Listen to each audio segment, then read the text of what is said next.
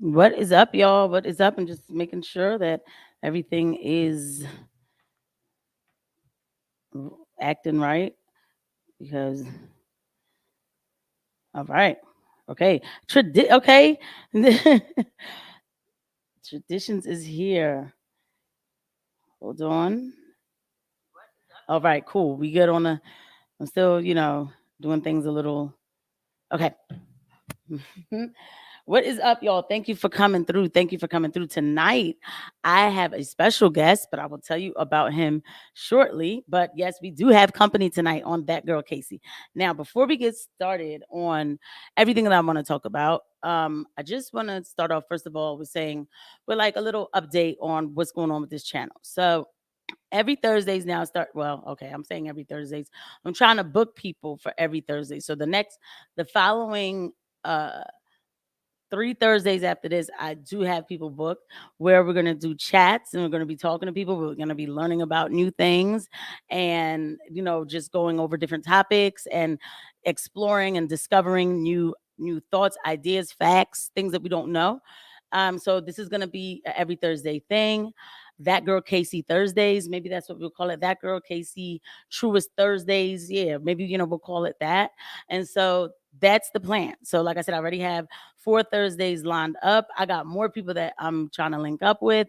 So, we're going to be doing that on Thursdays. And then on Mondays, I'm going to be doing starting next Monday a like morning talk show, maybe to start the week.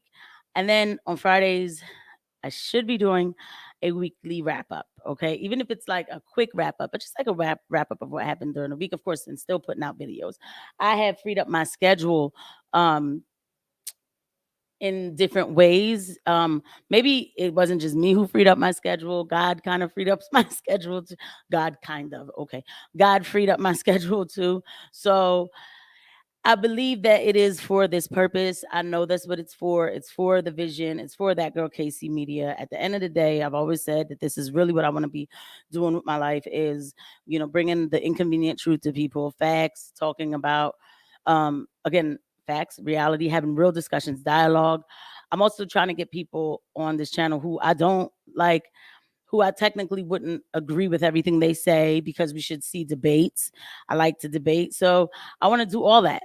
So I really feel like God is pushing me towards this vision and this goal. So I know that He's making moves in my life for a reason. So I really believe that this is what it's for. So let me just go ahead full force because again, I enjoy talking to you guys. All right. So before so like I said, I'm gonna have our special guest coming soon, and I'm going to introduce him. His name, first of all, is Morgan Dodd. Okay, and so we're going to be talking about some pretty interesting stuff. But I did drop a couple videos. Let's just talk about real quick some headlines. Hold on, let me see who's on the chat. What's up, traditions? I did say what's up, but like you probably didn't hear me the first time because I was looking like as usual when I come on the drone, I always look nervous. But anyway, so so excuse me, I dropped a couple videos today. The first video, of course, was about Alec Baldwin. So we know that he's been charged with, just a wrap up of what I dropped, he's been charged with manslaughter, 2 counts of involuntary manslaughter. If we don't remember, back in 2021, he pointed a gun and he shot it, a loaded gun, and the gun ended up killing a young lady named Helena Hutchins.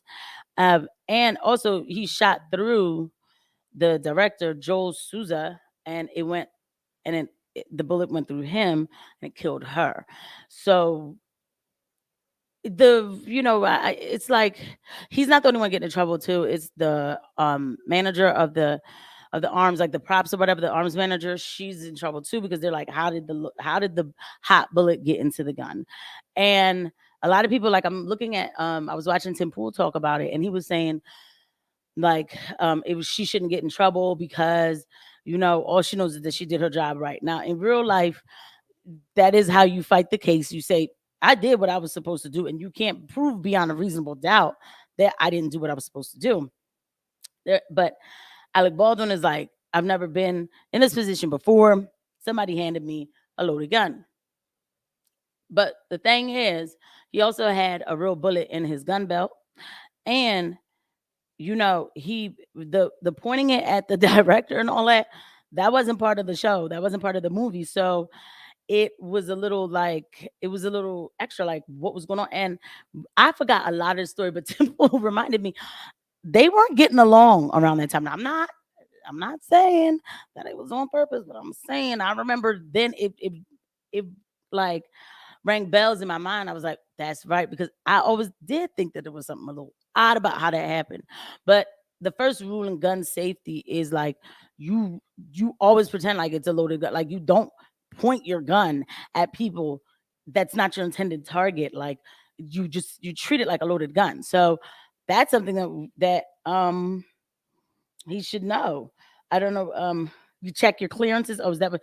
Yeah. So, yeah. That's so basically, yeah. So, but even with like even the guy who passed him the gun, which is kind of weird too, that the props girl passed it to somebody else to pass it to him. I don't know. I'm weird. Like I feel like this. Okay, so as a nurse, right? If I grab a narc from the narc box for my patient, like taking it to my patient. Or if somebody asks me to medicate somebody, like I'm taking it to them. I'm not like, oh, I'll grab the narc. Here you go. Then here you go, because what if the narc doesn't make it to the patient? So I'm kind of weird about things like that. So I would imagine that's the same way it should be with all these kind of props. How did a loaded bullet? How did a real bullet get in there? I don't know. So we'll be watching out for that and seeing what's going on with that. And then, of course, I made the video about Ivan Provorov, who is like facing backlash. People are calling for him to move back to Russia and all that. And, just because the man didn't want to wear the rainbow jersey, like for real, he doesn't have to wear it. He doesn't have to wear it. Like y'all will see, I was talking about that in the video, and I actually thought it was pretty courageous of him. And it's a shame that that has to be courageous to say that I just don't want to wear that.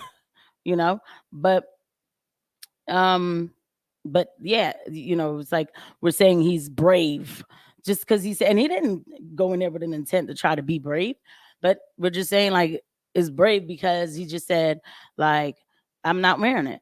I'm not wearing it, and he shouldn't have to. So these are the type of things. So we have that, and then trying to think like what else. So and then there's like this the conservative media right now is going through something, but I don't call myself conservative media.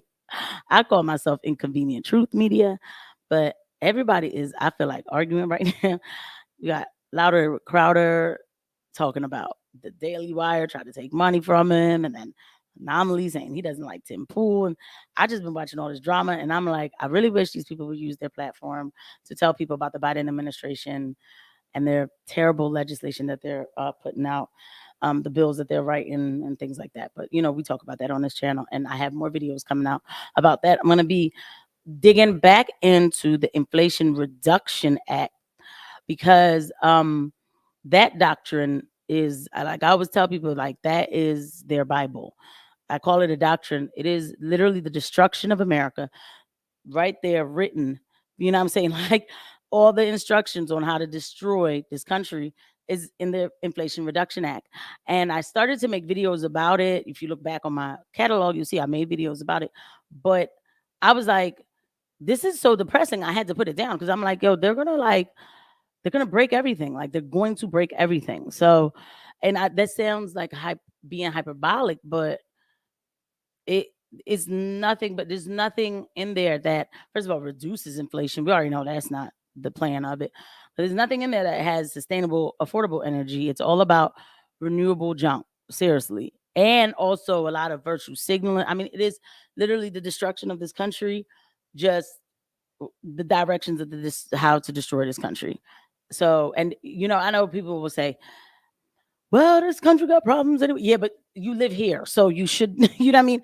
You should be paying attention to the fact of what's going on in the country, and you still live here. Like, where else you going to go? So, yeah, being mad about stuff, yeah, you have a right to criticize things, but also criticize the fact that they're still destroying more. Like, so it's just terrible, some of the stuff that I am seeing. So, but we are going to get ready to talk to Morgan. Morgan is here waiting. So, Morgan, just as an introduction, Morgan is my talk today with Morgan. He is a student of economic history, and military operations, and his focus of study is totalitarian countries and the repercussions of war on the economic scale. The reason for his morbid obsession is Morgan's birthday is 9/11, 1989. So that is pretty deep, those numbers, right? So it's funny because I'm going to talk to him about this. I just read a book. I read this book. I didn't okay, it was an Audible, but you had to read the book through Audible because it was like a interview with the devil. I'm gonna get somewhere. And what's up, JC? Um, and the author was talking to the devil, so you had to hear the voices. This book is called Outwitting the Devil, and it was written by Napoleon Hill back in 1936. And they talked about like stuff with the war because they had just went through World War I, right? I think it was the first World War, yeah. And they went into the depression. It was like an economic collapse, and but this book is so thorough. Like, I am going to do a real review of this book. It is so good because it talks about what it is that you need to do basically to be successful, to live your full life. But he is interviewing the devil and asking him, like, where are we going wrong as people, as a society? And this book was written in 1936, and it still rings true today. The devil even goes into talking about how the churches and the schools are a mess. This was 1936. That book was so ahead of its time that his family was like, we don't want to release this book. Like, don't release it. Like, put it back in. Like, it was so much controversy. They took and put the book back in and then waited to release it till after his wife died later on in like the 2000s. Okay. But it's a really good book or whatever. But yeah, they were talking about, wars and just a lot of economic stuff. It was economics. I have a Haitian accent.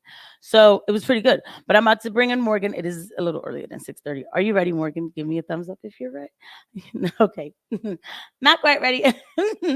But that's all right because I can just keep on talking. No. I can just keep on talking. So that book is good. And the reason why I started reading it was because, like, I started to feel like a little uninspired. Just give me a thumbs up when you're ready, though. I am watching the screen.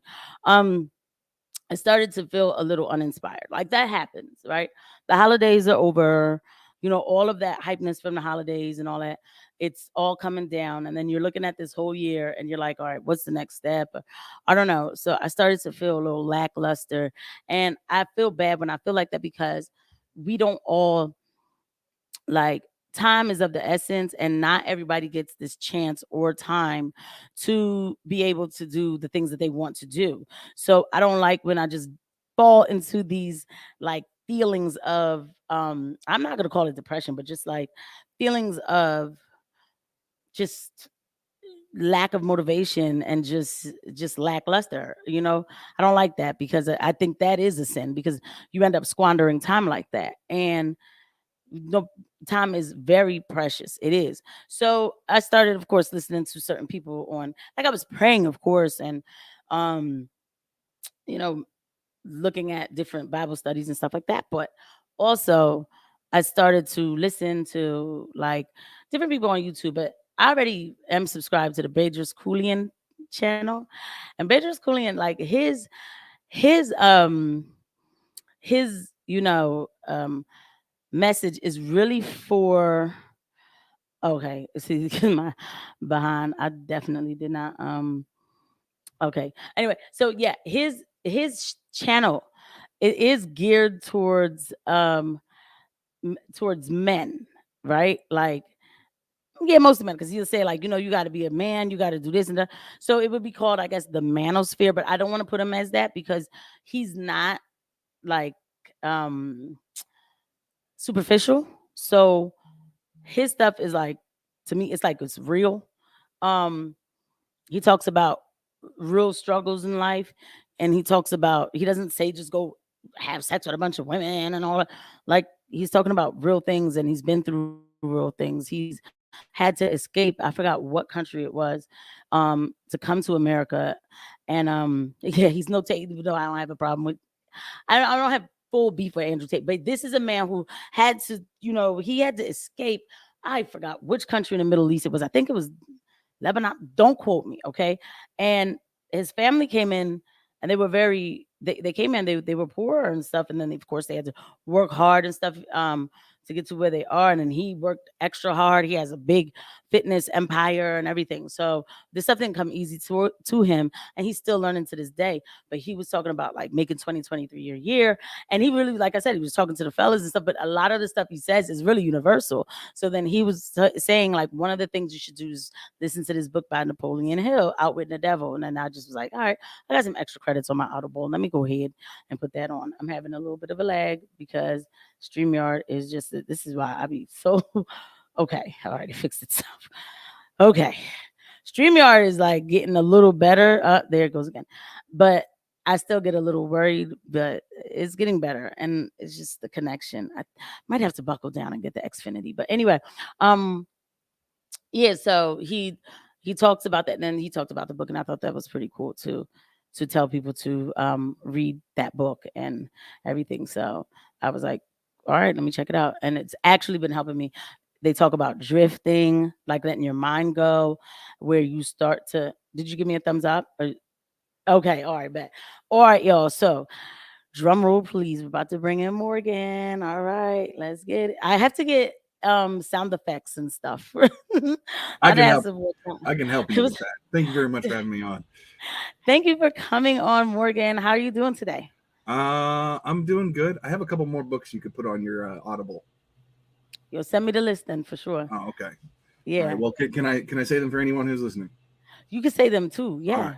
Wiggum's Pier, Gulag Archipelago, 1984, and the original V for Vendetta comic book, not the movie. Okay. And the reason is we live kind of in an intersection of that right now. All of those. Yeah, I've never even seen V for Vendetta. That's so crazy. I still haven't seen the movie, so I certainly haven't. It's about a government that releases a virus to create the pandemic in London, starting in London, and then all the party members who are looking to usurp power have buy-in stocks on that pharmaceutical company. Yeah, and then control the populace afterwards. But yeah, it's just like that's the basic summary. But like you were talking about, where do you want to start as far as, because history's huge. First, tell the people about yourself. You know, that little introduction I gave was just, it was like this much. So okay, fair enough. My name is Morgan Dodd. I grew up in Oregon, California, and Washington, which are now, in my opinions, from fleeing those states through either moving with my family or leaving as an adult in the last 4 years as totalitarian states that are on their way to a Soviet-style collapse. And that's just from historical markers. Washington State, as of this week, tried to and has banned all weapons, which is horrible because that just leaves a lot of law-abiding citizens with no defensive structure. What do you mean ban all weapons? Meaning all firearms. All firearms. They did it through banning ammunition counts over 9, which most weapons have ammunition counts over 9. The basic count these days is 12 or 10. So they've made it impossible to purchase new firearms while this act is enabled. The ATF is an unconstitutional grouping. They're trying to take away your Second Amendment rights, as well as they're violating your Fourth Amendment rights by seizing and holding. We have a little bit of a lag.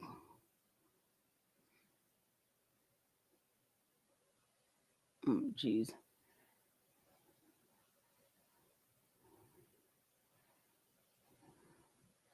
Oh man. Okay, we have a bit of a lag. Let me see what's going on. Is it back? Yeah, you're back. Okay. I knew you would come back. I knew you would. I was like, that might happen. I live next to an airport, so okay. Yeah, so I'm sorry. No, you're fine. Yeah. So we've got a bunch of different federal, and this is the thing. I'll give you a little context for who I am as my political beliefs. I'm an anarcho-capitalist who sides up with the Libertarian Party because they most represent what I'm wanting, rather than trying to force it on people or whatever, because that would be fascism. And frankly, as it is, I went to college for economics, specifically just general economics, and then I wanted to specialize in history because I liked history.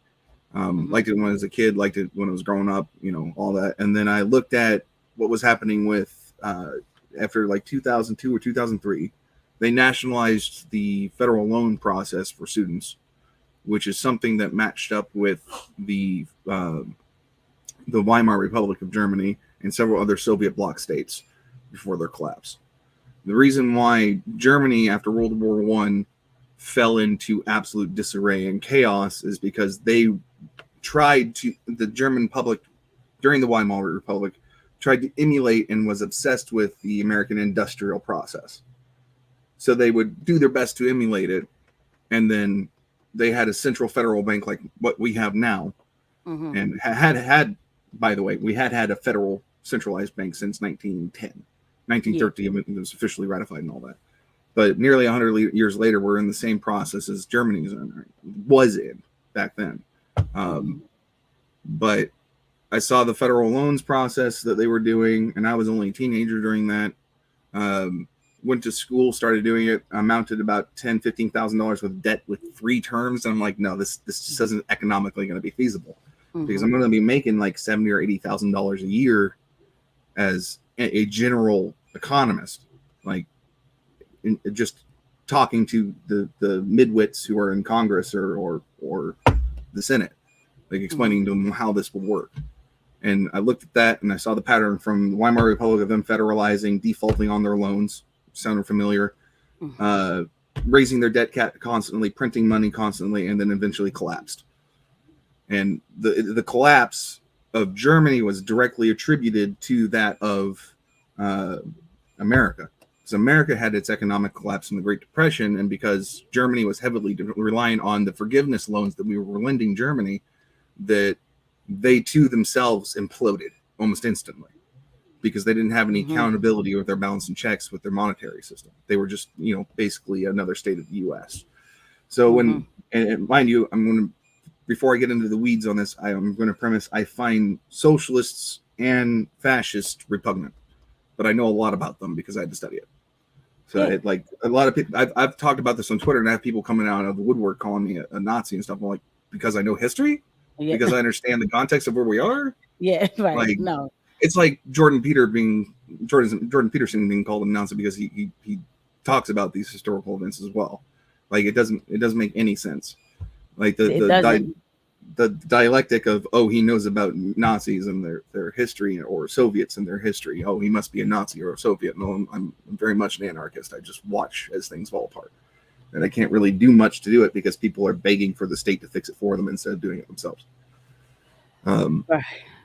That's a big problem, which is why I'm going to be out myself here, but I called Republicans yeehaw socialists in the back room here on what is this? I don't know what the program you use is, but the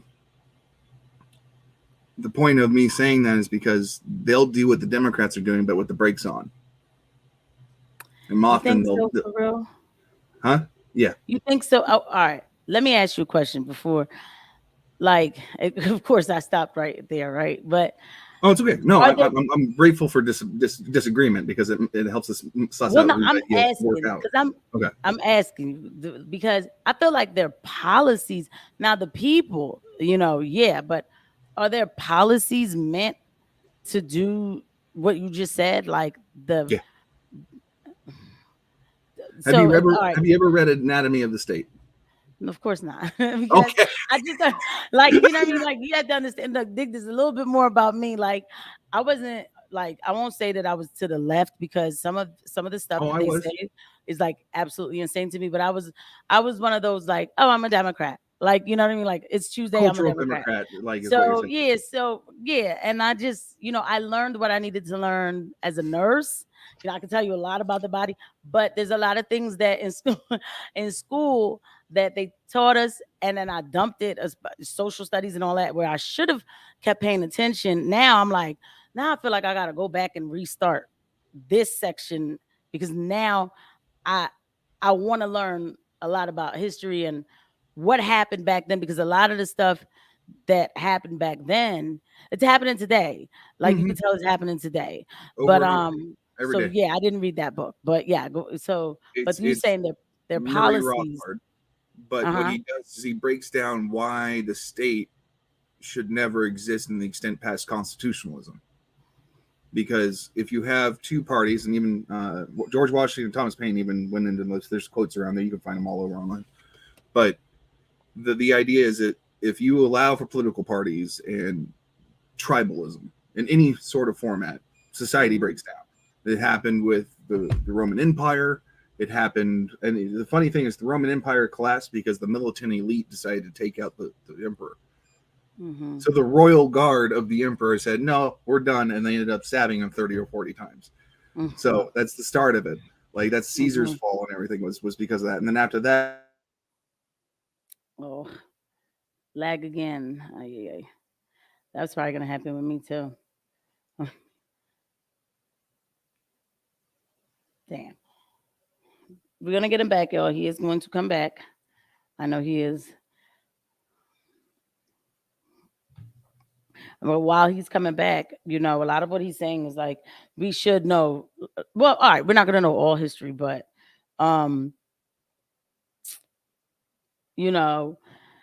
a lot of what he's saying, like that's why now I'm getting so interested, because even what he just said about Germany and everything and how we were bailing them out, I feel like we're doing the same thing with Ukraine and our economy. But let me see. Because he's still, damn, he went all the way out. I know he's gonna link back because he still has the link. So hold on, y'all. Now I'm taking it. Hold on.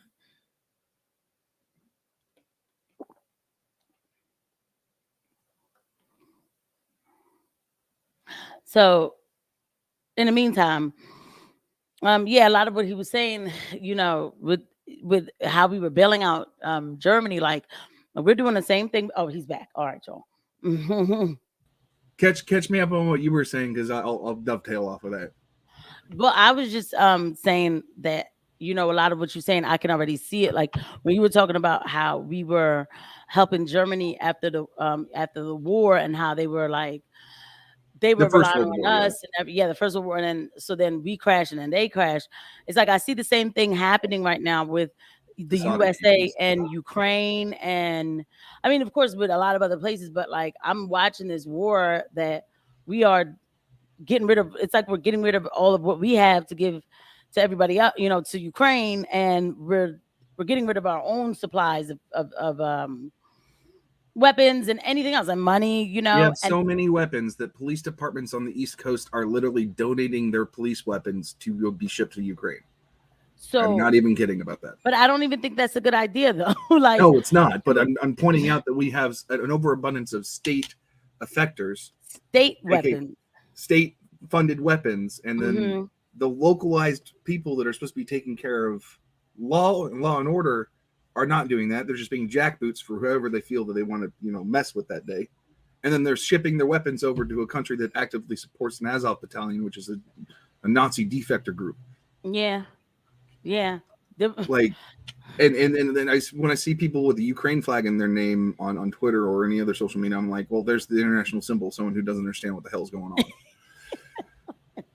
Like, I don't like war. First off, I'm anti-war to the upteenth degree that I'm you're about as close to as a radical as you're going to get with me. I'm not trying to be a psychopath or anything like that. Like I've gotten labeled that, but I'm anti-war to the point where next month in February on the 19th, I'm going to DC for the anti-war rally and seeing what they got going on there. They're going to have comics. Having that. Yeah, thank you. Let me write that down again, because who is doing that rally again? Because like it would be leftist socialist types, like what's his name? Jimmy Dore. And libertarian right Mises Caucus guys like Dave Smith, who's running for president. Like he's officially on the ballot, and he's got his VP pick is also going to be there with him. So it's going to be a big event. Tim Pool's going to be there. Supposedly Joe Rogan has been whispered to be there. Like he's going to have somebody to cover it. Well, guess what, guys? We're gonna check the schedule. That girl Casey should definitely be there because I did hear about it and then I forgot. I'm glad you said something. And you know what's funny though? Like classic liberals, they get it a lot better than conservatives or whatever on the But right. they'll still accept it. What do you mean like But I'm talking about oh, the it's war. war. It's I'm on bad. It shouldn't happen. My tax dollars shouldn't go to it. We're at war. Oh, I guess it's just happening. right. That's conservatives. I feel like who's saying that because like I get my war talk from classic libs like Yeah. Jimmy Dore, hmm um, you know, Jackson Hinkle. I don't think he calls himself a conservative, but he's like I don't know what he calls himself, and it's fine. He doesn't have to call himself anything. Labels don't But matter, honestly. yeah, they don't matter. But like what is happening out there is so different than how the mainstream media is reporting it, you know? And but then you'll have conservatives that say or Republicans, whatever, right leaning, they'll be like, well, yeah, I mean, my tax dollars are going to Ukraine and I don't want that to happen. I mean, I know Russia's a bad place. And like it's like, why are you adding that part in there? Because that's actually not what happened. You know what I mean? Like it's not because Russia's a bad place and they just wanted to just invade Ukraine. Like that's so it's the lies but like I said, also too, because I'm watching like worldwide, like Germany's a mess right now. Like they're They're literally depreciating their plowing up like hundreds of feet of earth to get brown coal, and they're yeah, demolishing villages and forests to do that because they wanted to shut down 3 nuclear power plants that were a little outdated. They could have just spent the same amount of money building that super machine that they built for the coal than just fixing the nuclear power plants. Like they and had a so surplus to the point like France has a surplus where they're selling their nuclear powered electricity to Britain and Germany.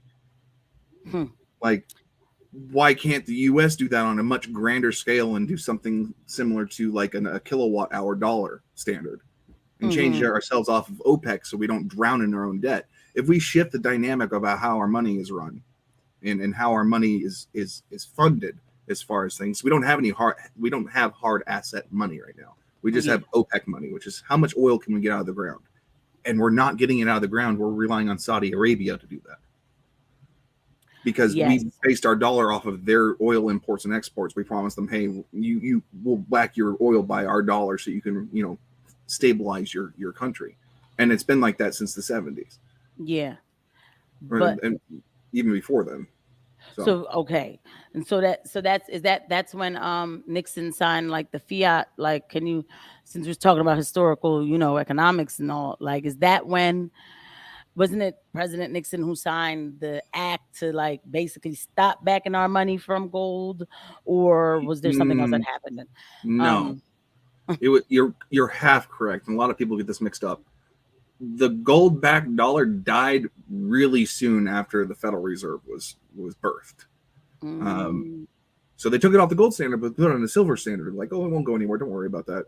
Nixon mhm, rolls around, and he's like, well, we're killing the silver standard, and we're going off of OPEC because we need to do these things. And this is right after the whole Vietnam debacle started. Like a lot of people don't realize Vietnam was around for 10 years, 10, 15 years, really, as a social issue before it was a war issue. mhm, So people were looking at Vietnam and its strategic position with oil and military bases and stuff near China and uh, like Japan, which was still very much in the authoritarian wing. They were newly reformed.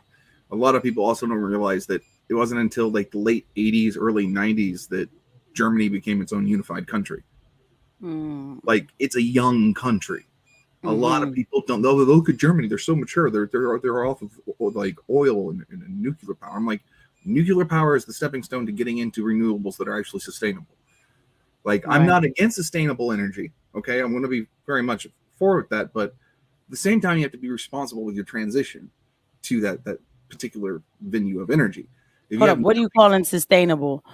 any The like wind nuclear farms and all. power, thorium reactors, Oh, um, desalination plants, like geoengineer, getting rid of flood, like dry plains and floodplains. Like these are things that the U.S. can do unanimously on its own, independent of any other country's input. If we were to just say, okay, we can't get rid of nuclear power, that's That's the most efficient form of energy, period. We have to have better reactors, which since the 3 Mile Isle incident, for example, nuclear reactors in the United States have become exceedingly safe. They're modular even. So if there's a problem, the tank drops the module into the water and it just shuts it down. Okay. So there's no runaway effect that can happen. That is my worry sometimes when I hear about nuclear. I'm like, it's all just, it's really like Greenpeace propaganda at that point. Okay. So, because one thing I know about this country right now, they don't want anything that is sustainable, whether it be nuclear or fossil fuels. I'm sorry, I'm an 80s baby. And a 90s kid. I never hated fossil fuels. I love my plastics. I mean, what are we supposed to do? Like, they've been good to, it's like, I don't hate these things. I don't. And then the other thing is that these climate activists, they're ignoring outright is, and just from an economic standpoint, they want all these things, but they don't want to put the effort into it. They're willing to go protest, but they're not willing to pick up trash on the streets.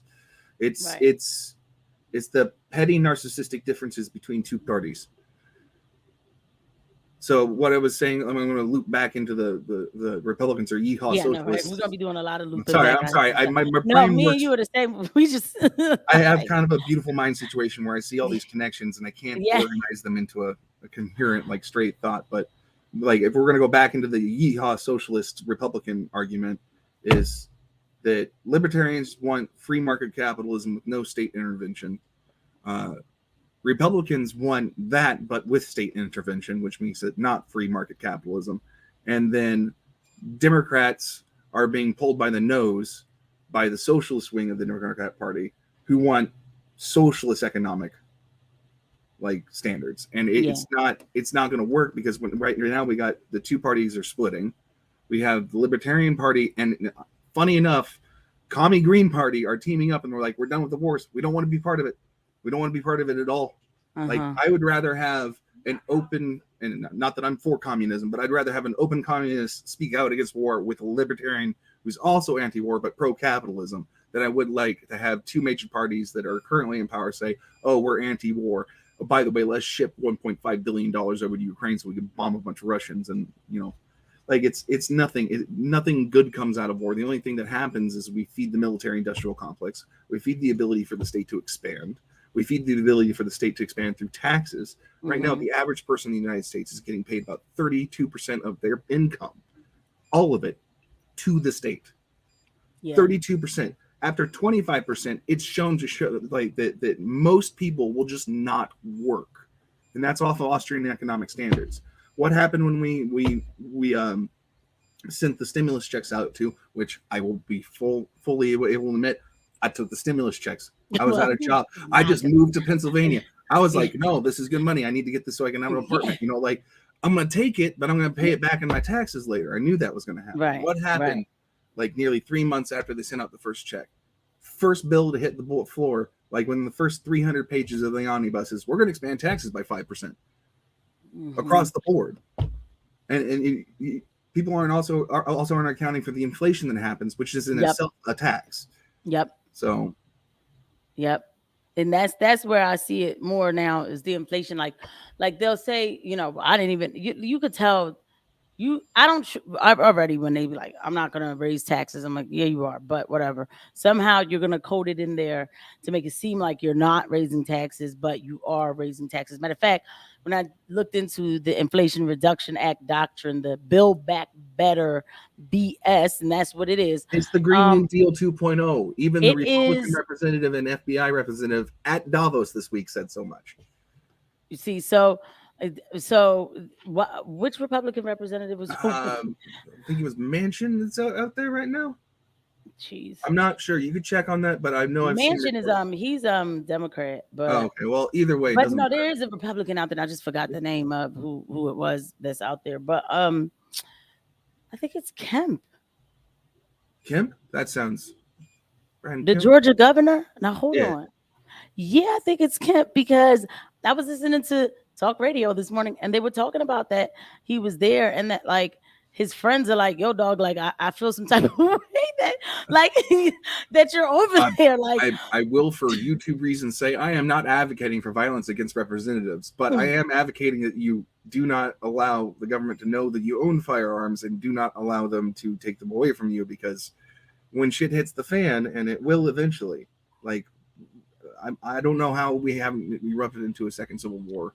I don't know yet either, but we will, and we're gonna loop right back to that. But hold on, but what I was saying, nah, because I'm gonna write it down too, because I want to talk about that too. But what was I even? Oh God, I hate that I just did that.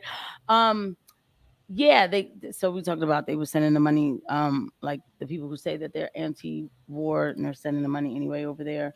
I guess all right. So everybody knows on the channel, like I voted for Donald Trump in 2020. I like his policy. No, yeah, like I don't, I come across, I am a Trump supporter. F it. I don't care. I am. Frankly, I don't care either way either. It's like, he had some good policy, had a lot of authoritarian policy. 20 years. So that, right. So that's the thing. Like, so for me, I saw the way he rolled as a Republican that made me so interested in yes, and that's what made me interested in the Republican Party, because even like, all right, with war, and this is why I feel like they had to let him go, because he wasn't making the military industrial complex that much money every year. Like he was sending a few weapons. They did say he was like, if Ukraine needs weapons, we'll send them a few weapons or whatever.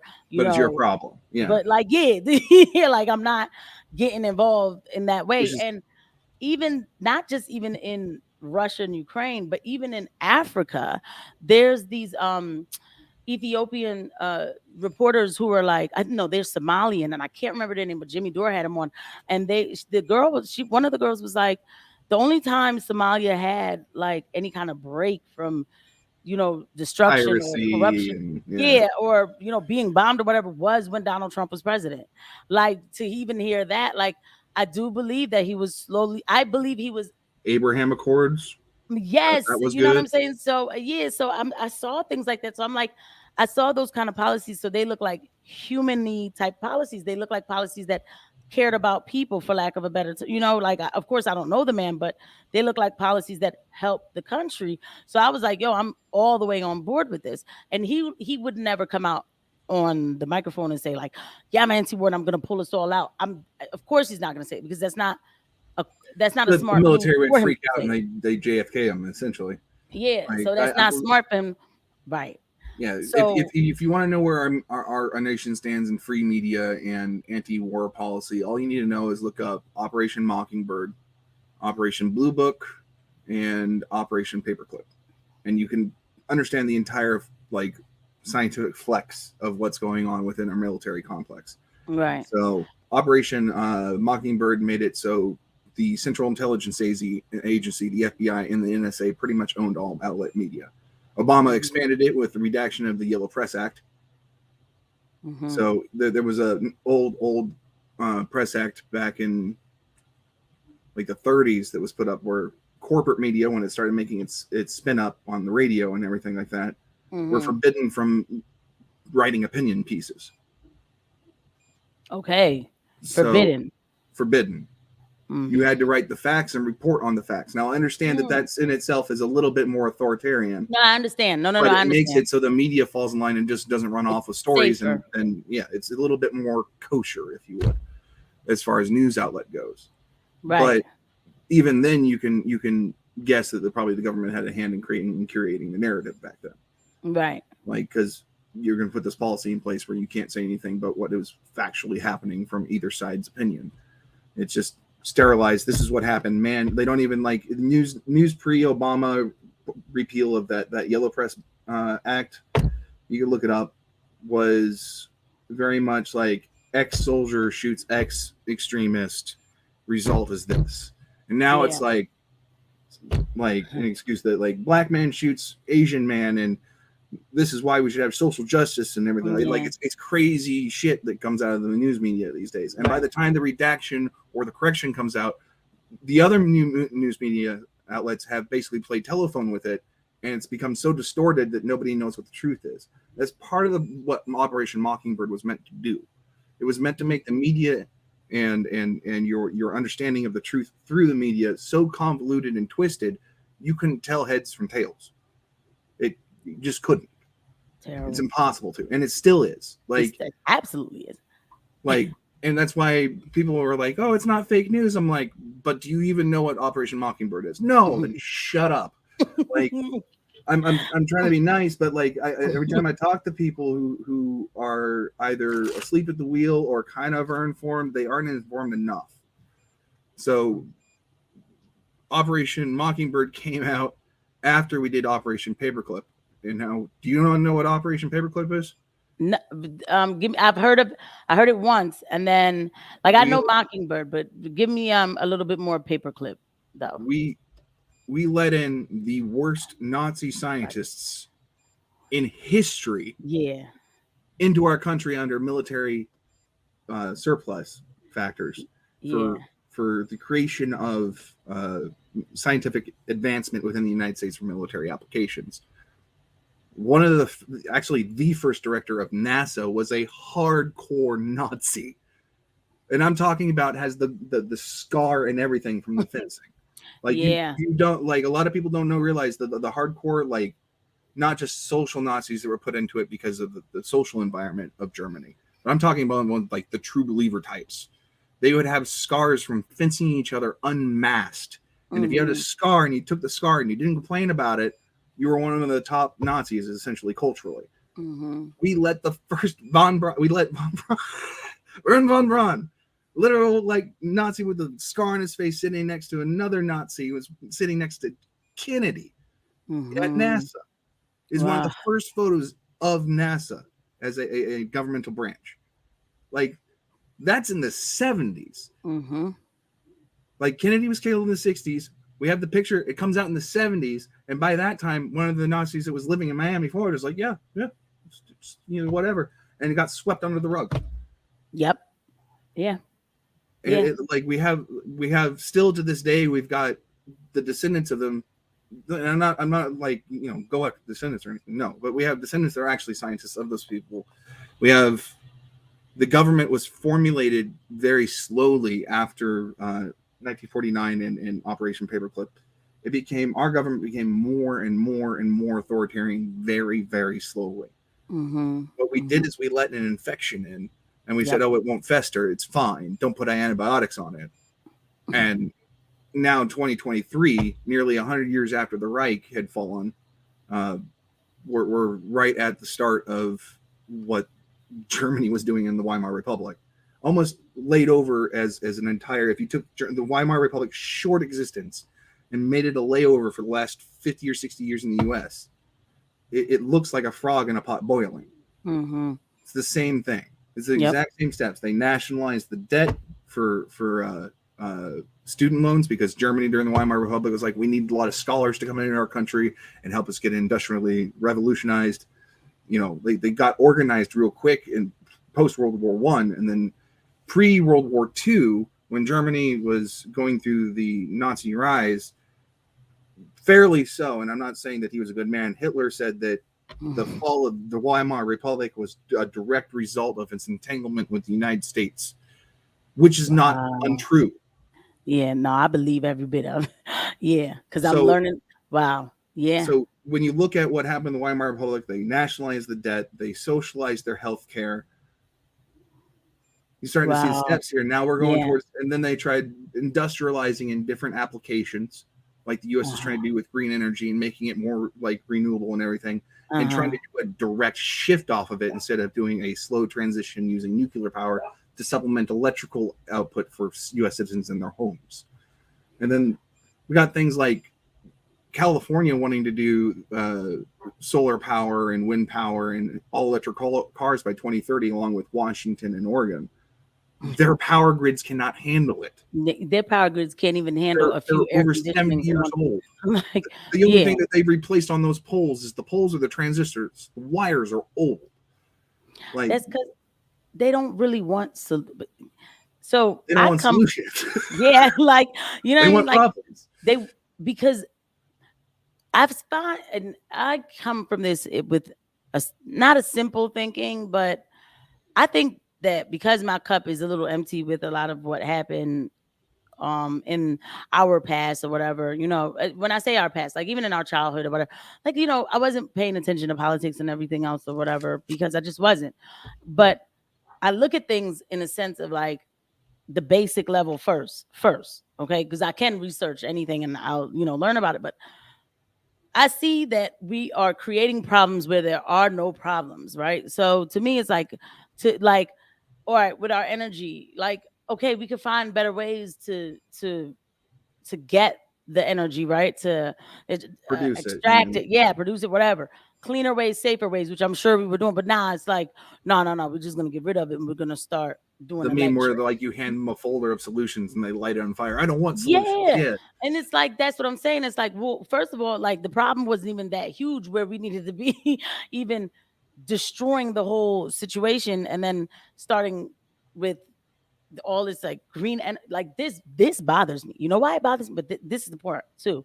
I also come from it with a foreign aspect to it because that's the thing about America. Like America is, well, it used to be a melting pot, but they trying to make it something else now. But that's what you grow up hearing, right? So we're all Americans, but we have bloodlines of different countries that are in us, right? Yeah, so like I'm Irish American and Jewish American on my mother's side. Like I don't really claim to be any of those things outright. Like, oh, I'm this identity first. I'm like, I'm just a dude who lives in America. Like, I was born with a social security number. I'd rather not have it. Yeah, right. So yeah, I do tell people. Of course, I'm Haitian. Like I'm Haitian. I speak Creole. I eat the food. So okay, my parents, they were born in Haiti, but I'm first generation American. Like, all right. So when I look at the country of Haiti, right? Yeah. And it's totally like it's a mess. Like they run out of gas, like a whole country. There's no electricity. The government has to give you electricity. The infrastructure, the buildings are cracking and all this stuff. And then I go back and I look at, and I'm about to connect it, right? Like these people are, so I look back, I go further back, right? And we had, Haiti had a dictator. While that wouldn't work in America, sometimes you just need to leave stuff alone where it's at and it works in that country. Leave good enough alone and let something else be developed to replace it. Right. Or some organically. But of course, you can't do that with state intervention and regulation. So democracy was brought into Haiti and then that started the collapse. Now, after the earthquake, when they were building Haiti back, the slogan, and that was in 2012, the slogan for Haiti was with the Clinton Foundation and all Bush. Oh, Jesus Christ. Don't even start me on that. Yeah. The slogan, I know, right? The slogan was build back better. Okay. So then I look and I see the results of build back better. Then I hear Joe Biden, the Biden administration talking about the build back better bill, that, okay, first didn't go through, but then they revised it and call it the Inflation Reduction Act. And I'm like, and then the Yeehaw Socialist Republicans signed it. Yeah. Oh, I'm sorry. I'm gonna throw shade where I need to throw shade because it's a uniparty. Just put on the brakes so nobody notices. No, actually, nah. The build back, the Inflation Reduction Act, I will say, not one Republican signed that one. And I'm not saying that they're good because like Mitt Romney signs everything. And that was when I knew it was and that's you can always listen. It's three of them. I won't argue on that point. Like, oh, look, a piece of paper. You can always count on Mitt Romney, Mitch McConnell, and Lindsey Graham. They're gonna sign something, okay? So the graham cracker, the turtle, and the liar. Got it. Yeah. That Inflation Reduction Act, I watched this whole thing go through because the people who were giving it problems was Joe Manchin and the girl from, I forgot her name. And I knew I was going to forget her name. I did a video about it, but I forgot her name anyway. And because Democrats had control of the Senate at the time with Kamala Harris as the tiebreaker. Yeah. Sinema, yeah. So they were given a hard time. They didn't want to sign it. But I was like, they're going to sign it. I know they're going to sign it. And then they signed it. So when I see a bill goes through, right, that not even the turtle, Mitch McConnell signed it, I said, this is terrible. I said, this thing is. I read through about half of it. I had the patience to read through about half of it before I wanted to throw it in the fireplace. It invokes a feeling like it depressed me. I was like, this is the destruction of America written on paper. So, like, so I see what you say. It's to me, I just figured like Republican policies should stop these kind of things, but you got a lot of people who don't live by the policies that they claim to represent. Well, So, I think the other reason, and I'm not trying to insult you, like you personally when I say this, or anybody who votes Republican. I have been, and my political leanings was when I was a kid, apolitical, didn't know anything. Okay. mhm. 11th birthday rolls around and I watch two towers go down. I immediately become anti-war. And I because of my birthday, every day on the year, I'm reminded of politics. So I've been having to force myself to like observe politics from a distance. So I don't get wrapped up in it because a lot of people really lose their minds over this kind of stuff. Like they get a little too crazy about it. I got a little too crazy about it in 2019. And I'll be real, I was going to vote Andrew Yang because he's the closest thing that we've had to a libertarian power like president in a long time. He wanted to repeal a bunch of taxes and just put it in a VAT. Guess what the Republicans just proposed? They want to repeal all taxes and replace it with a VAT and then implement a 2% UBI program. When did they propose this? Like, this what week. is going on? Huh? This week. Oh my God. This is why I'm trying to say I'm not trying to black pill you or white pill you. Nah. Like I pay attention to this stuff because I have to pay attention to the economic value of things if I'm going to like catalog historically what's been happening in the U.S. And then that intrinsically puts me in place of having to follow politics. I don't like following politics. I like following money. I followed money when we bombed Yemen into the ground and then said, oops. And then we gave them democracy. We let them vote. And then not that they needed our permission to do that in the first place. They could have done it themselves if they wanted. We didn't leave well enough alone.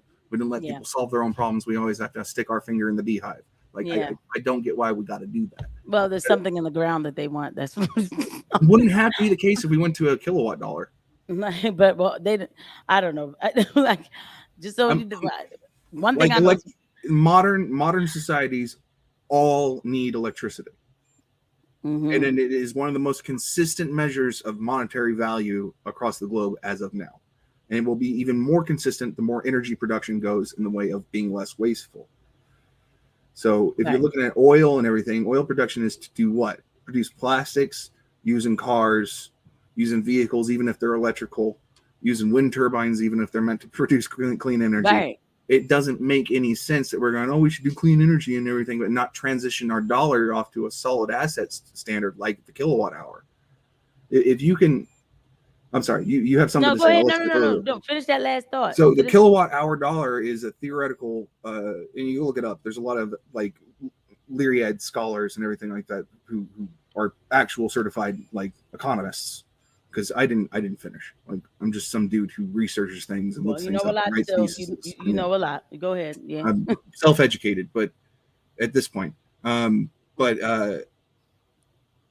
what they're saying is the end goal is to produce energy through oil or guarantee mechanical properties through oil, then electricity is the next logical step in measuring the value of the U.S. dollar as the reserve currency. Mm-hmm. Where we have to do clean energies, but we have to do the most efficient clean energies, such as nuclear thorium reactors and salt reactors. Mm-hmm. And these reactors, the newest reactors, are able to take their waste fuel that they put out and convert it back into fuel.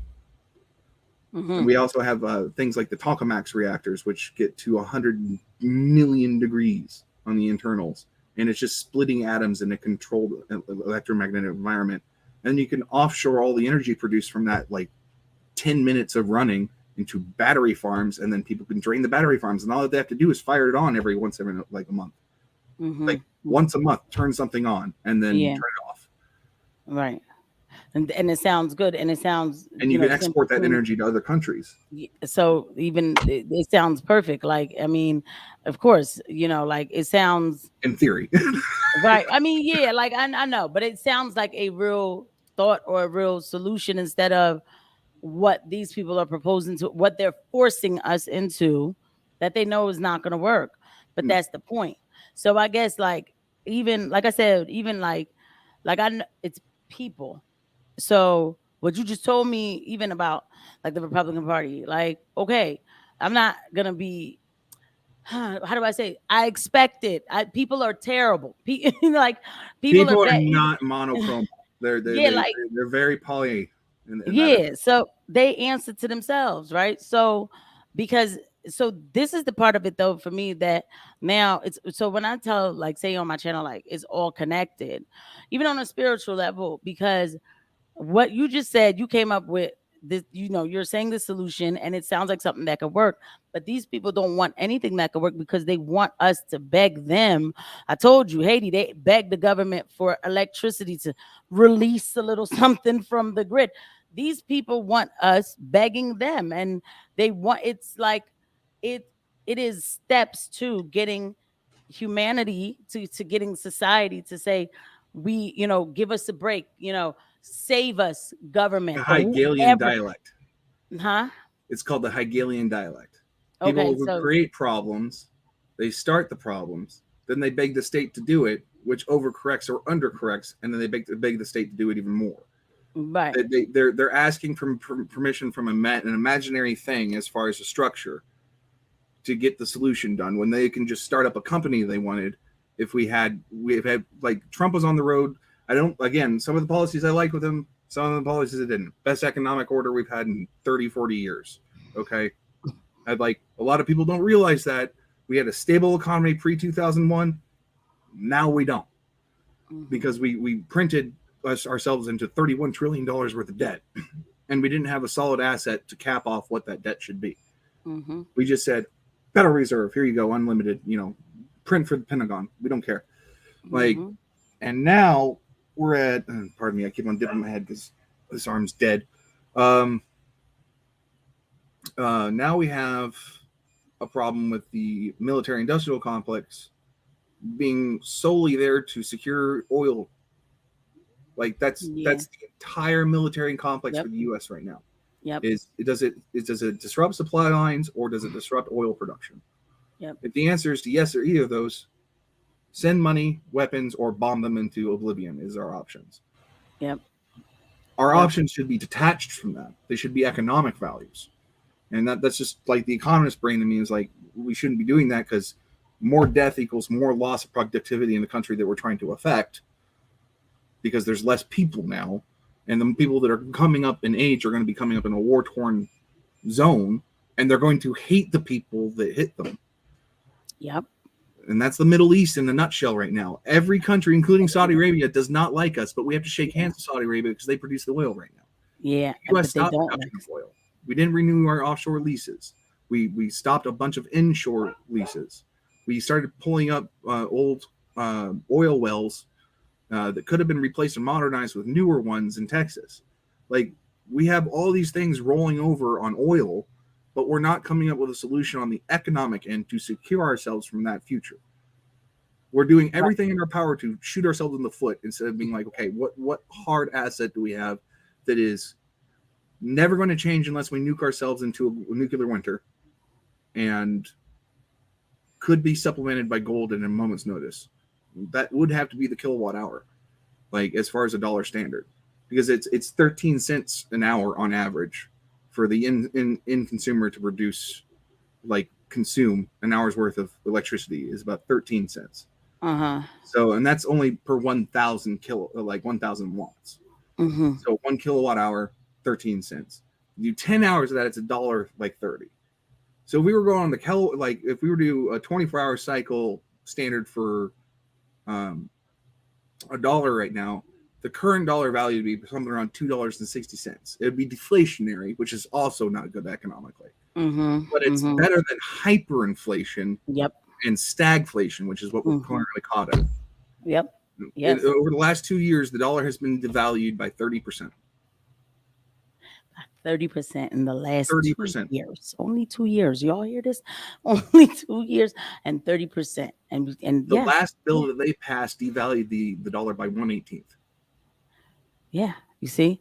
It's just like, again, I hate that. It's just, wow. It's extraordinary. The the two differences, you had, like, I'm not like trying to make it seem like, yo, man, I can't help it, man. He had these policies, like, I'm sorry, like, I'm trying to, but why should I even like dumb it down? Look what you just explained, right? But at least at that time, in 2019, and we were getting our own energy from our own soils, and then we could produce more, and like, if you sustain If yourself to a if way. Trump hadn't had a bunch of people fighting him for 4 years, and just from the money perspective, Yep. and he had followed through with his promise to deregulate all energy production, which is one of his platform tenets he put out, the United States would be primarily ran on nuclear energy plants being built right now. Right. And you could literally be like, tell the Federal Reserve, like, we're going to abolish you, or we're going to have you change over to a hard asset. You have two choices. And that would have been Trump in 2024 if he were still in the running, like right now. A lot of people have jumped off the Trump train. A lot of people. Yeah, I was talking about that with a friend today. He thinks that that's not true, but I'm No, glad it's very true. Yeah, a lot of people have. Yeah. A lot of people that were in the Trump wagon have jumped ship to the Mises caucus now in the Libertarian Party, because they realize you can't reform corruption. You have to abolish it entirely and then structure something new afterward. You can't reform the FBI or the CIA. Spook's gonna spook. Like, that's just how it is. You can abolish them, sure, but they're going to have their own intelligence and networks independent of the United States afterwards. Right. On paper, they're gone. Right. No. And so there you go. So but man, I really think, oh man, if we'd have got that second term, the reason why I say this now, No, by all means. He was getting ready to, because like you said, it's a bunch of arms of the government. It's not even just the FBI, CIA, right? So from a medical standpoint, it's the CDC too. They got to go. They have to go. Yes, they do need to be abolished. Absolutely. Because I see the guidelines that they roll out. This is the part where YouTube's going to turn her off. But I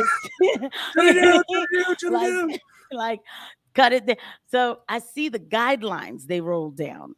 I see what they tell us to do. Not even just about that situation that we know we all talking about or whatever, but about everything else. Okay. I see the corruption. We have a military industrial complex, but let me tell you, that's supported by the pharmaceutical industry, by the way. So our they're medical industrial, that's what I'm saying. So our medical industrial complex is, to me, a bigger problem, I feel like, because it has been infiltrated and corrupted since like back in, I'm going to say like 1960, 1970. That's when socialized healthcare was first. Like, we had vets coming over from Vietnam or Saigon or Korea or whatever you had, like that had the problems that the Iraqi soldiers had, but their solution was the state should take care of the veterans and not the privatized hospitals, because we know it's better for our soldiers. So maybe that was part of it, but then the lies started too. You can't have lies in medicine. You can't, because there was certain conversations that where you would hear doctors say like, nah, that treatment really, like, yeah, we do it, but it doesn't work. Now they don't say things like that. Like back in the 50s, doctors were keeping it as real as they could with what they knew. I mean, so the medical industrial complex is real, and it has been infiltrated. Like all that. What is it? Not even just the CDC. What's the other one? Not the NIH. World they got to go to organization. The NIH is London's socialized health problem. We have a good example of a health system gone amok is Canada right now. Yeah, got a broken arm. We'll offer to kill you. Yeah, and I kid you not. There's a lady who just wanted to go in for a wheelchair lift for her stairs, and I said, well, we can't provide that. It's too expensive. But you can take this injection and just die. Yeah. That's what they're saying to people over there. She's like, what the fuck? So she's in the middle, excuse my language. She's in the middle of a lawsuit with them, and then like the entire Canadian government cabinet, all of them, both sides, and this is why I say governmental like powers in the US, Canada, Britain, are all just a racket. It's ooh and ah to distract. So, like, you look at Republicans, they move at a snail's pace with the policies that the Democrats proposed. The policies that Republicans are pushing now, Democrats tried proposing 10 years ago. Right. I'm just being real, because the Democrats are off the chain as far as how quickly they're trying to move towards socialism. Yeah. And basically the Republicans are the ones with the crank like brake, and they're pulling back as hard as they can, and the sprocket off the thing is broken off. Now they're just grinding against it, trying to hold on. Yeah. Like, that's where we're at. And the Libertarian Party has grown nearly 60% in the last year over year. So then let me ask you real quick, because, but real quick to end off that thought, but when he started firing people from the CDC and stuff, they called him crazy. You already know the media, back to Trump, the CDC is backed by the World Health Organization, which was primarily funded by the CCP. There you go. And when he took us out of the this was what sealed the deal for that vote for him, was when I heard headlines like, Donald Trump has taken us out of the World Health Organization. I was like, oh my God. I was like, how did he know to do that? Because I had already been following them from being a nurse and all of their guidelines. And I'm like, these people are terrible. You're looking at the crazy coming out of that place. It's like they change their mind every 5 minutes. Yeah, and all their guidelines are... what we learned about as nurses about the opioids and, give the meds. This is from the World Health Organization, who took their words from Purdue and all that. So it's like corruption connection. So when I heard he took us out, and their agenda 2030, because every 10 years they have an agenda. So their agenda 2030 is no man left behind, everybody vaccinated. When I heard that, I was like, oh my God. And then when I heard he took us out of that, I was like, oh, I'm definitely, but I've never heard of a president doing anything like that. So I think that towards the end, he started saying, like, let's start cutting some of this stuff, because you don't know what you're walking into. So I think he was that one that was going to be like, cut it off. And in that second term, we might have seen, I'll give you an example of how corrupt our government is. The Federal Reserve launders money for the cartels in Mexico. And guess where the cartels get their drugs? From China? Where? China is enabling financial and drug warfare through the border, using the cartels as a middleman, who then washes the U.S. dollars, and the cartels send U.S. dollars back to China. And I know this for a fact. My uncle is a missionary in Taiwan, and he's got like Minutemen within the Taiwanese military telling him, he's the guy in the 80s that used to sneak into mainland China spreading Christianity before China adopted it as a state religion and then edited it so it fit communism. And he still would go over there after they did that up until the mid 90s. And then he got a little too old for it. He's like, I can't outrun guards at this point. So he's on I'm pretty sure my uncle is on a kill list for the Chinese Communist Party, living in Taiwan. And he gives me updates every week about what's going on as far as China and Taiwan. And I give him updates about what's going on between the U.S., Mexico, and China. Because that's really where the cartels are coming through, it's the Chinese cartels. They're no longer Mexican cartels. They're Chinese cartels with Mexican workers who are putting fentanyl and a bunch of other stuff in drugs that, frankly, shouldn't be illegal. Like, the drug war has failed. It costs more money to enforce than it is to get people treatment privatized. Right. So I'm not like pro drugs, let people snort coke on the corner. Like, sure, with a little bit of regulation, like minimal anarchy, sure. Like, if you want to use drugs, use them in the privacy of your home, like weed in most cases. I do say that. I do say you do whatever you want in your house, but I'm not gonna lie to you. As soon as you walk out there, you become a danger to yourself and others. And so this is the tad bit of a Tory. Freedom is not safe. I don't think that society should have. What'd you say? Freedom is not safe. Yeah, because I don't think that society should have to make exceptions, because Kensington is terrible, and that's all I can say. Kensington is horrible, but it's funny you bring up China, and so I want to ask you about this, because you know stuff, and I want to make this very clear, because I make videos about China. I am not pro-China. I don't live in China. I don't know everything about China, but what I do know is that my government lies to me. Okay, so it has no regard for its own citizens or citizens abroad. Right, and I know that what. Even though I wasn't paying attention, but there were certain things that I did pay attention to. weapons of mass destruction was one of them. Which Okay. was a lie.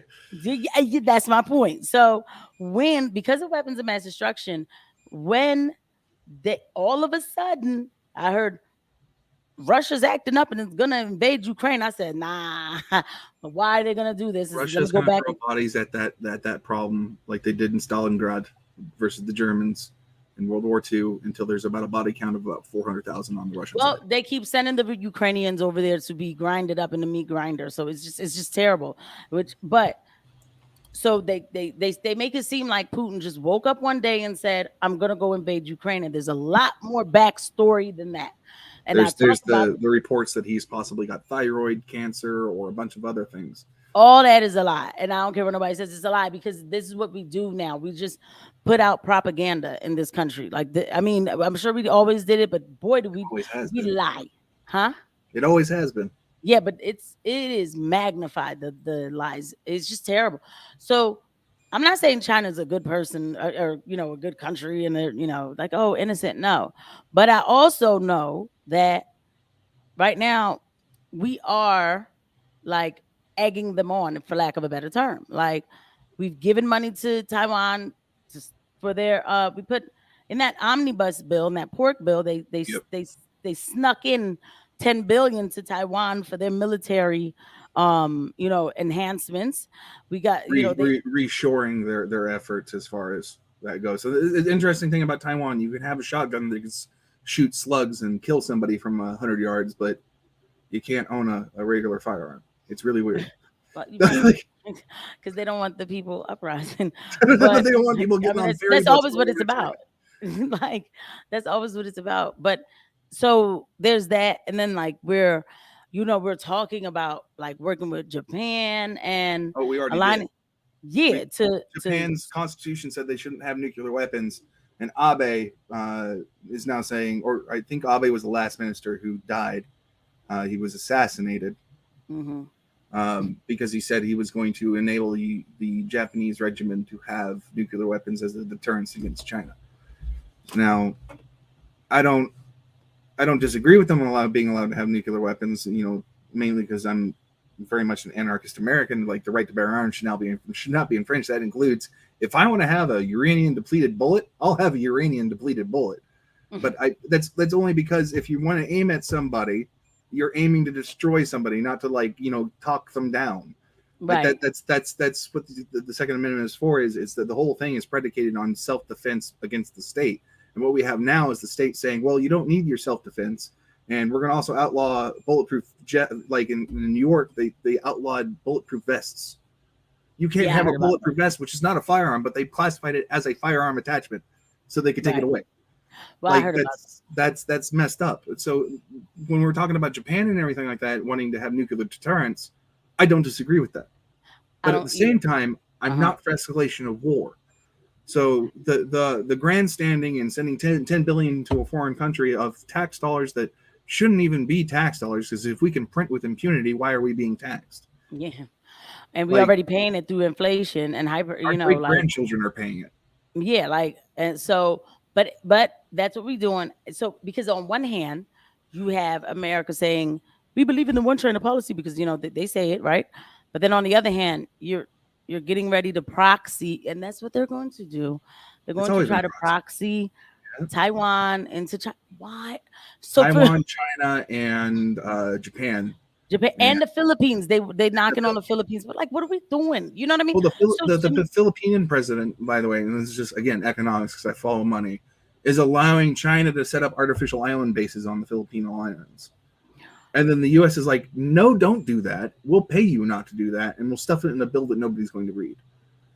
That's what I'm saying. So either way, we are going to be headed into a conflict with China. And why I think it's stupid for many reasons is because what I hate is when we act like we're innocent. Our establishment, China just decided to invade Taiwan. Don't do that. Like, we've been pissing on China's cereal bowl for the last 30 years. Yeah, so, and then it's like China now I'm hearing more Democrats. China's a problem, China's a problem. But y'all opened up the back door to China back in the 90s. Oh my God. It only became a problem because somebody in the presidential cabinet X amount of years ago decided to recognize China, the Communist Party, as the official China rather than Taiwan, who, mind you, if you know anything about Mao's revolution, all the republic-minded, like U.S. republic-minded Chinese citizens from mainland China fled to the island of Taiwan and started their own nation. Mm-hmm. Now, many of those republic-like-minded people were also Chinese fascists. So like there's a lot of history here. History is very, very, very muddled in its creation and machinations of what people understand today. If we were to teach like actual U.S. history these days, like what actually happened, if you go through every variance of text, there were just as many white slaves sold in the U.S. as there were black slaves, because a lot of slaves came from the Slavic nation, like Ukraine, Russia, the Baltics, basically. So a lot of people don't realize that, and then they go blaming like white people for their problems, or the system is corrupt, which I don't disagree with. It is set up in a way that keeps people in poverty, like the welfare state. That's a monster. Yeah, it's an absolute. It's really, it's not the welfare state. It's the poverty industrial complex. It was set up by the Democratic Party. Yeah, that's what it is. Was set up by the Democratic Party and passed by both houses, which is like that set up. They need to tax more because as nations develop, their populations explode. And we were coming out of the Depression and World War II. Like, you get in historical context, it was only like 14 years after World War II had happened that the Civil Rights Act had passed.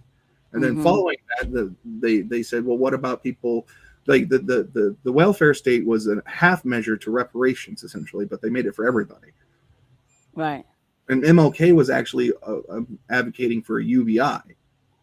So when it would like, and no, this is the truth. He was right at. But no, I believe you. I made that face because there's a lot of new things I'm learning about MLK. I'm not saying he's a bad person, but yeah, no. Like historically, he was advocating a lot of romanticizing and like a lot of people were like, oh, and then the whole statue thing this last week, that was funny. I'm not gonna even. This is a little segment. I was like, what in the heck? Like, it looks like butt punching. Please don't.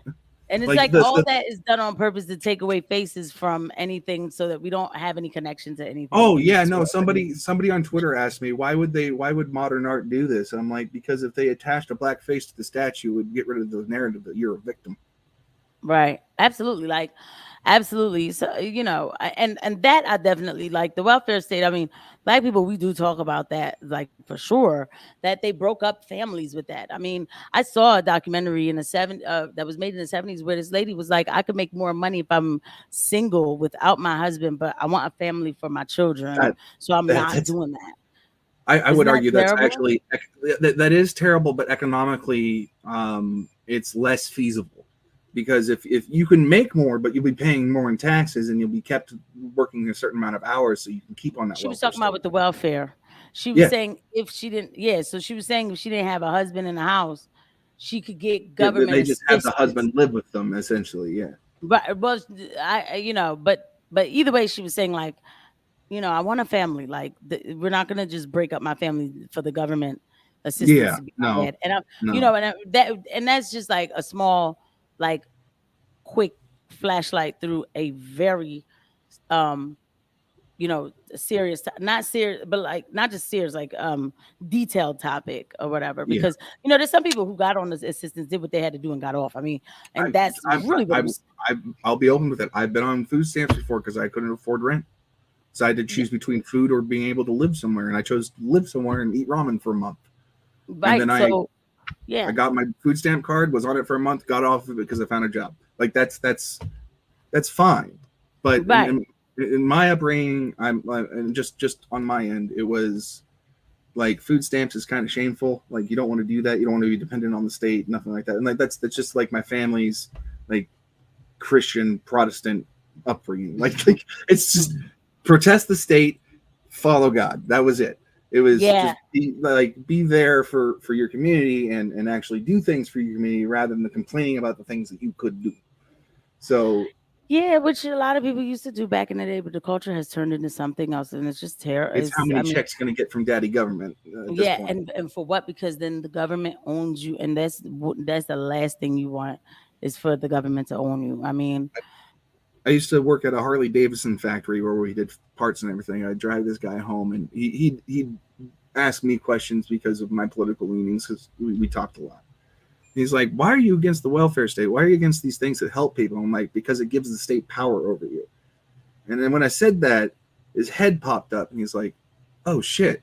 Like, it just turned on the light. Like, you don't want to be subservient to the state, because taxation in all forms of manner is basically modern slavery. They moved the bracket to not just include, black or Chinese workers. It's now everyone in the United States who pays taxes is basically a servant, a subject. Like we the whole entire reason why the Revolutionary War happened is it was because we didn't want to get involved in European wars. We didn't want to be taxed for European wars and to send our money to the British government so they can, excuse my language, stick their dick in everybody else's pie and tell them how to run their shit.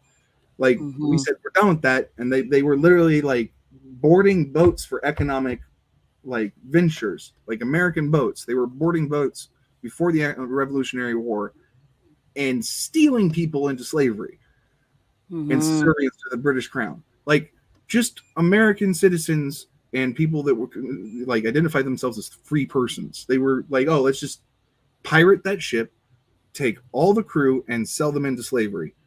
And that's part of the reason why Britain was one of the first countries to be like, okay, we're going to abolish slavery very quickly here. Because it was the entire reason for the Revolutionary War was first, the Revolutionary War was first and foremost an economic war. We did not want to be part of the British Empire, who was going at war with everyone. Britain, France, the Frank like nations, the Baltic nations were all at war with each other because they were derived from different European tribes. And then the people who fled to the United States, and that's what a lot of it was religious and economic persecution, who migrated to the U.S. And mind you, it's not like taking a cruise ship these days. It was like 4 to 6 months of sailing. Yeah. And you had a high probability of just dying. Yes. It's like, I'm going to die in service to the crown, being conscripted into the army, fighting wars that I don't want to be part of, or am I going to die trying to get to a shoreline that allow me to live my life how I want it without the mandates of another state? I'm going to take the unstate process. So what we have right now in modern society is we have the same thing happening. We're being taxed. We're putting our money into foreign nations in Europe, and people in the U.S. are getting more and more pissed. And this is why I was saying I'm surprised we haven't rolled into a second civil war. Because the first civil war, even in the words of Lincoln, was a quote-unquote holy war. Like in his first speech is like, we wage this holy war because blah, blah, blah, slavery is bad. They're humans. Like I'm not trying to, I'm just paraphrasing. No. I like that was it. You're pulling a little bit from my mind. That's why I paused like that. It's crazy to me that we haven't had, like, we have veterans that came back from Iraq and everything that are agitated. I know they're agitated because I got 2 of them family members. Like, what they're doing to our country is shitty. I'm like, are you going to do something about it, or are you going to sit here? Okay. And so why don't we kind of do the Civil War talk real quick and kind of like wrap it all up. Not that I'm encouraging it for YouTube reasons. Yeah, I know, right? Do not provoke any kind of violence. We're going to talk out any differences. I'm very non-violent. I'm just like, why aren't you just sitting out in front of DC with a bunch of other guys with rifles on your back and a yellow ribbon indicating you do not intend to use them, and just sit there and do one of the biggest armed mass protests in front of the House of Congress and the Senate, and just make them think, oh shit, maybe we should reconsider our options here because we trained one of the best militaries in the world, and now they're pissed off at us. Like, is it a lot of people in the military that's pissed off? Oh yeah, like we have right now, we have only like 1 amendment of the Constitution that hasn't been struck down, and that's the search and seizure of your property for the housing of militant individuals. They're coming after your First Amendment rights. Yeah, like in Illinois who just and I wonder how long that was push of a hate speech bill. We have Illinois that literally just banned assault weapons, whatever the hell those are. And then 90 counties currently in Illinois are saying, fuck you, we aren't doing it. And then, I'm sorry for my language. I'm not trying to go X-rated here, but like, I mean, These are the boiling. It's like there We're is a starting at a boiling boiling point. point. We got Yeah, Eastern Oregon, a little bit of Eastern Washington, and some of Eastern California wanting to join the state of Idaho. yeah, I saw that Like, too. I saw that. that hasn't happened since West Virginia versus Virginia, Yeah, the Civil War. yep, Like, yeah. So I don't know. we are. There's a lot of people aren't paying attention. We are like, and there's so much with it. Like we are headed to that direction because you cannot continuously poke a society, you know what I mean? You keep on striking society in different angles where, you know, economically you're striking us. Also with our constitutional rights, you know, the freedom of speech, all of that, and then you say it's for the good of the who. It's Like, for the greater no, I good don't of care. who? Yeah, that's Like, what I'm saying. Like, who's even greater from good? back in the day, I was like, don't, when they were saying stuff before I knew like who certain people were, and they were like, we got to get rid of Alex Jones because he's a white supremacist. And I was like, I don't care what he is, which we know he's not, right? But I like, used Alex Jones as valuetainment is what it was. I knew it right, was but some no, of it but was it was back hyperbole and and some of it was truth. But what happened was that he was hitting all the marks, you know what I'm saying? So they had to take him off. But I was like, I don't care if he's a whatever KKK. I was like, don't take this person off the internet because that's their right to talk. I just don't have to listen to. That was always my thinking, regardless, because we have a constitution. But these people are playing. They've made Swiss cheese out of the constitution. I mean, they found every loophole. We have too many arms of the government.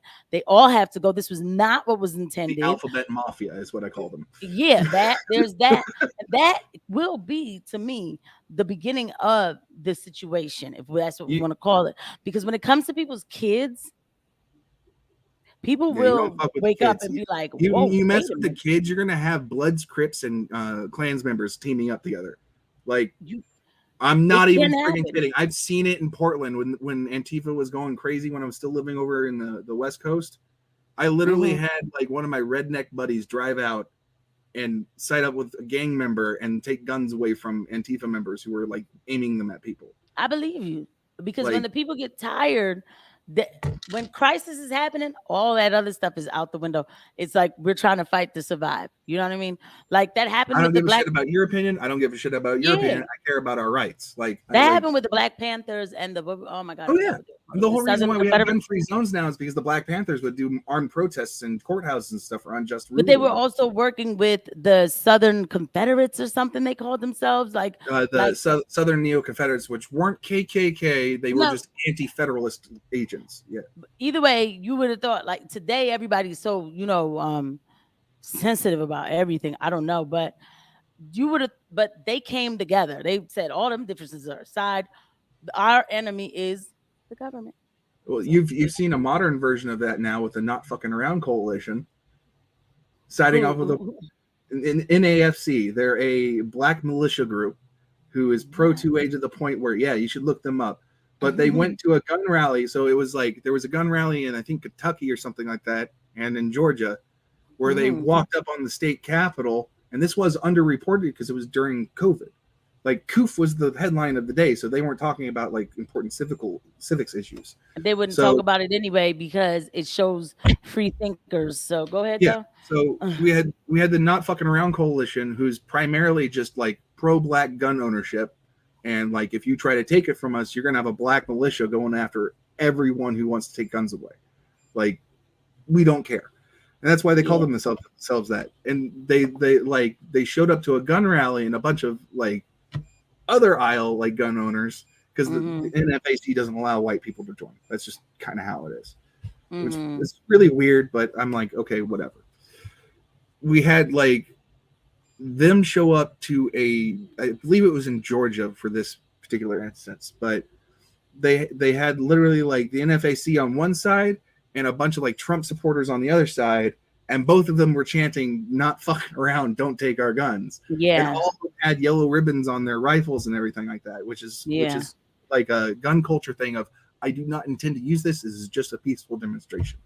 Like, right. We had literally like 12,000 people on the steps of a governmental building doing nothing. They were just sitting there like, you cannot take our guns away. And what was underreported about that event when it was reported was that a lot of them were 3D printed. You can't stop you can't implement gun control when people can literally manufacture them. Yeah, you can't. You can't. Listen, like you can't. But I have seen people come together too during the in New York, a liberal city, right? But when they started with the mandates, you had people You had Black global Lives business Matter owners and like giving them the middle finger. yeah, it Like was like the Black Lives Matter group of New York and the MAGA, I guess of New York or whatever. They came together and they were like everybody was wasn't marching reported. like we're not going. Yeah, it was the only. Of course, Tucker Carlson reported on it a little bit, but after that, that's it. That was Nobody's it. gonna. Because there's Why would they like CBS 3 is not gonna talk about that? Right, so they know they show you a visual of people realizing who their true problem is. I mean, but I'm telling you, it's on different angles. People are being poked, they're being poked. And after a while, and then when the real economic collapse comes, because it's you coming, march too hard, people feel the footprints. and that economic collapse is coming because they want that CBDC so bad. They are tanking that dollar. They're doing whatever. They don't care because what you said, all the kilowatt hour and all that, that's the solution. Or they could pay attention to the fact that China, Russia, South Africa, India, BRICS coming together. They got their own oil thing going on. No. Everybody's going That's that a way, whole nother including reason. Saudi Arabia. That's an entirely new reason to go the kilowatt hour because China is a dirty country, so is India and everything like that. But we're allied with them, but we not China. We're not allied with China, but India we're loosely aligned with. And they're getting more closely with these other countries because this establishment is continuing to do the same recipe that does not work. Going to people's countries and telling them how they're supposed to live and stealing their riches from their ground while they're at it too, right? You can't steal electricity from the ground. That's the one thing you can't do. Right, you can import the scientists, engineers, and the concrete and materials and everything to make a reactor, and then we take 20% of that. Like we could make a deal where we take like 10% of the electricity produced as a battery farm outlet, and we ship the batteries that are fully charged back to the U.S. Right, but we could literally have whole states that have sections of just battery farms. But remember, that would supply the electricity. It's not about a solution. They don't want us to have electricity. They do not want us to have electricity. They don't want us to drive, from Pennsylvania to Florida. They definitely don't want us getting on planes because they keep messing around with the daggone aviation system, and it is going to get worse. And it freaks me out a little bit. I try not to think about it too much. They don't want us to do anything. They want us to beg them for mercy. They want us to pray to them. That's how I feel. Yes, that is how I feel. So, but after a while, though, people are, I really do believe that people are gonna, I don't know, it's gonna get crazy. Like how long, right? Everything has a boiling point. Everything reaches a point. At some point, the balloon, it pops. So you get the authoritarian. This is the thing that I've noticed is COVID, as far as a crisis, kicked up a shitstorm like 2001 did with the authoritarian wing of our citizenry. They don't realize they're authoritarian. They think they're doing everything that's morally just. And that's very much what like the Nazi party in Germany was doing. So they thought they were morally justified in their persecution of Jews and Hasidics. And they made Christianity their state thing. And even then it wasn't, they weren't Christian fundamentalists, so they locked them up too. Like, I'm not even kidding. Like these are the crazy things. They'd make moral justifications from the Bible as a way to like say, oh, we should do this thing. And I'm not anti-Christian or anything like that either. I'm obviously a practitioner. It's the perversion of religion as a moral justification for any authoritarian wing, and even people who don't believe in religion, such as with science, which in itself has become its own religion. Yeah, it has all the tenets for it. It has leaders, clergy. It has people that put out assumptions rather than fully fleshed studies, or they push something new like an untested vaccination and say, "Oh, it's tested," but what they aren't telling you is you're the test. Mm-hmm. Like we had doctors that were silenced on Twitter saying in 23 months this shit's going to hit the fan, and now we've got more athletes who, by the way, and it's just a thought experiment here, and diverge and come right back. But if you wanted to thin out the fighting populace of an enemy state, how would you do it? You would count on their overreaction, not the virus that you release. Yeah. So now we've got able-bodied men and women who should be in the fighting age category just dropping from strokes and heart attacks. Like even getting cancer. More people die of strokes and heart attacks in the athletic sector, as far as professional athletic sector, in the last 2 years than we have over the last 30. Yep. It's food for thought. Like, no, trust me, man. This was the reason why I started this channel. I almost lost this channel, and I'm gonna just, if you go back and look at my pushing it tonight, I apologize. No. Lately, they've been a little bit more because I mean, it's already out there now. But in the beginning, I used to talk about like certain things, and then I would see that I had a strike or whatever. But this was the reason, like, I started the channel. When I started the channel, it was like to be a little kind of chill with talking about politics, a little chill. And then I got mandated to do something that I didn't want to do, which I. And your immediate reaction is, did not do what I want. Yeah, now I was like, oh, this channel turning into something else now. And I had to, I was trying to find paperwork to share with people and letters. I was like, yo, here's a letter here, exemption letter, try to use this and, stuff like that. China outright owns Comcast and Disney. Yeah. That's another thing people don't talk about. The biggest communications hub in the United States, Comcast. But we allowed this. Some of this stuff, I'm like looking at it like, of course they do. But we, in 1990 something, Bill Clinton was like, we need to open up and like help China become a better. It's like they opened up the back door. They sold out to China. Reagan sold out the U.S. I know there's a lot of Reagan Republicans. I'm sure they probably listen. I don't know about You could. So he sold out the U.S. to who? To the U.S. He turned the United States into a corporation. Oh, I see what you're saying. Yeah. So now we're all quote unquote employees of that corporation on paper. Well. So the United States can be privateerly bought by another state if it has enough control of the state. Well, I'll tell you, then we are. Sometimes I wonder, as much as I'm like over here on the other, because you see, the thing is, and I'm gonna say this, when I talk about not trying to escalate war with China, is because that we cannot financially take it, and we've purged our military of the people who would actually like be. We don't have a country, as far as I don't want to get too like crazy, but like we don't have borders. And if something happened, I mean, we are being invaded every day. Yes, because we don't know who's coming through the borders, whatever. We don't have any defense. I don't believe in offensive war, but I do believe in a strong defensive system because you need that, right? Warriors to fight. Okay, we don't have that. Like, we either gave them a poison that is tearing them up, or we purged them because of white supremacy. So white supremacy. I talk about. We got General Milley walking around with a trans flag on his lapel more than an American flag.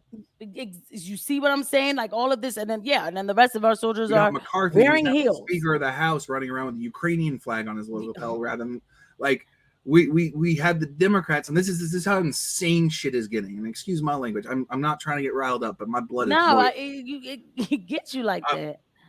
But we've got literally the Democrats proposing that we put President Zelensky of Ukraine, a president who is a puppet president, in my opinion, who ratified and justified making the Azov Battalion a defector group of the Nazis, that even the Nazis were like, those boys are too extreme. Yeah, I heard about like they got exiled from the Nazi party. Yep, I heard exactly what I was talking about. Yep. And they want to put a bust of him in the halls of Congress. Yeah, and that's coming from a conservative. Actually, he's not even of our country. It's crazy, yo. So yeah, sometimes I do look around and I get it, right? Like I call myself a Republican for policies, but believe me, I know it doesn't matter. A label is a label is a label. People are gonna do whatever they want. I already know. When I saw that Ukraine flag, stretched out in our Capitol building, and this guy talking, I said, "This is." I mean, we could go. This. We're gonna have. Wow, the CIA puppet actually does speak. Right. And I'm not trying to be rude or interrupt you. I'm sorry. It's just like no, you're right. But like, oh my god, we're definitely gonna have to second part this, because when I saw that, I was like, this is the new world order. Like, and this is like, I was like, this is what this is. I All was the like, U.S. has to do to plunge the world into a third world war is default on their debt. yeah. We have a ton of other countries in the Middle East and Europe that are on our dollar. And if we wanted to justify not having to pay for it, they would have to invade us. And they probably will. But China has openly said over and over again from my contact in Taiwan that they're not going to. Because they know for a fact that behind every one gun owner, there's about 10 guns. Like, if your neighbor doesn't like having guns, they'll love having guns the second China makes landfall. Right. Like, right. California to Washington, they'll reverse lockstep on what they were doing with gun rights. They'll be like, everybody can have a gun. Go to Walmart and get one. Like, I don't know what else to tell you. But and we talked about a lot tonight. I'm sorry. I'm dragging it on. No, don't stop saying I'm sorry. Like, I could go, like, stop it. Like, I love this. Y'all, they already know on this channel. Like, I love this talk. So, like, this is great. But I would say to when Trump was running against Biden, he said a few things that always stuck with me. Like, I was waiting for certain things to happen. And he said, it's like 3 things he said. He said, if Biden becomes president, he said, crime will shoot up at like a rapid rate. You won't have cops to answer, the calls. This does happen. Philadelphia, sometimes they put you're calling number 8. You ever heard of call waiting?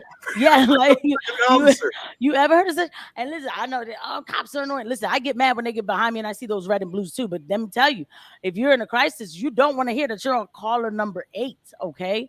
But anyway, and then he also said your gas prices are gonna skyrocket. They did. Check. But the last thing he sold 2 checks. The last thing he said was, and China will own America. And that's not that far off.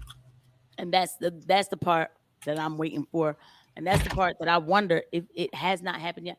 Even though I don't, which is why it confuses me when I hear them trying to escalate with China. I'm like, is this some sort of fake war to say that we lost this war? So when they come and they throw away our constitution, they can say, well, it's not our fault. It was because of the war.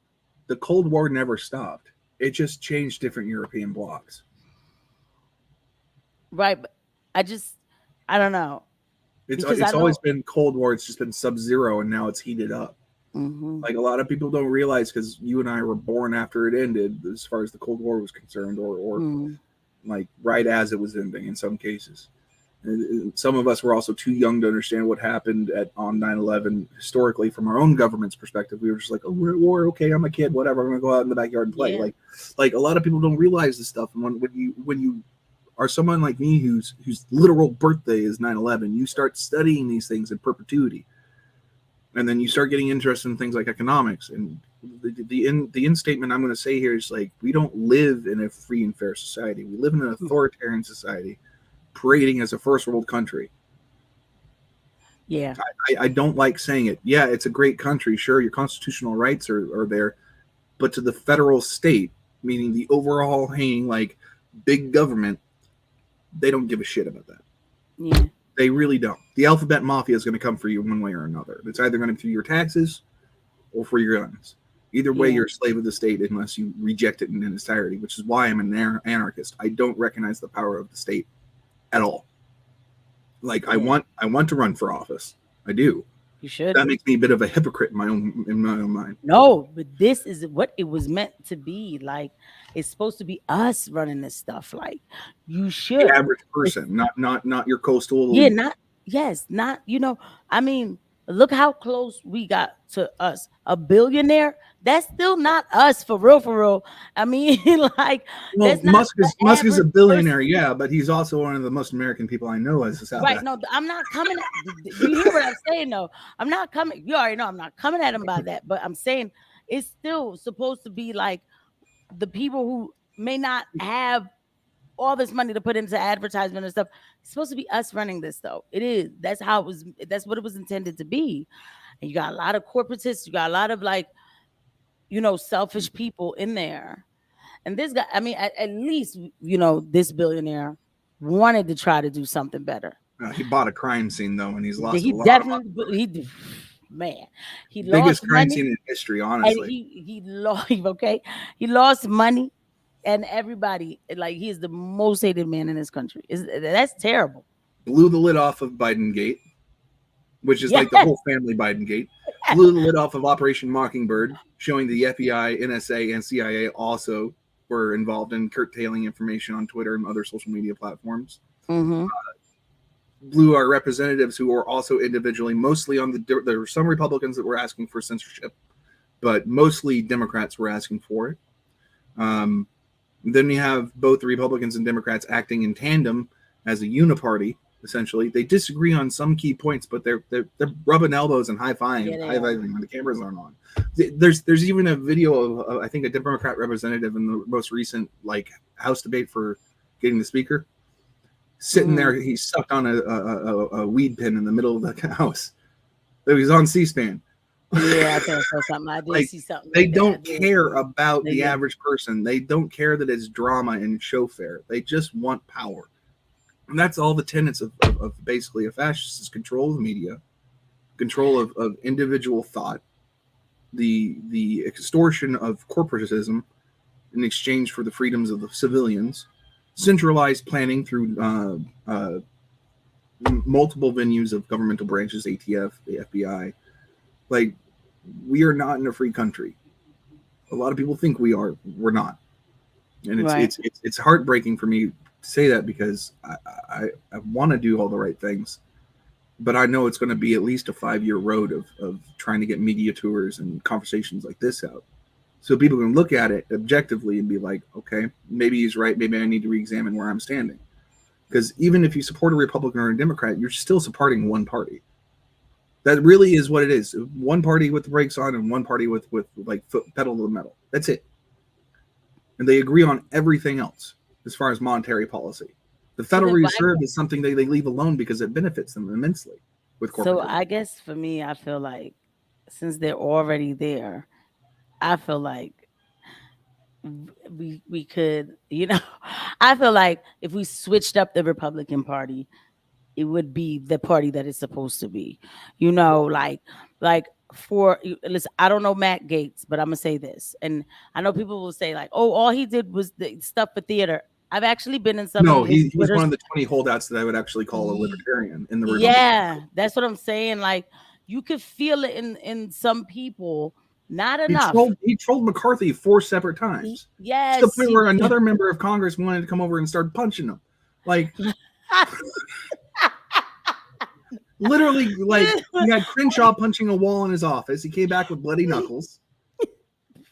We had another guy get aggressive and reach across the aisle trying to get at Gaetz, and McCarthy had to pull him off. Like I'm like, all right, obviously something's going on here because I'm covering this. I'm looking at it. I'm like, okay, what has he done? He voted president, nominated Donald Trump, voted president again, and then said no.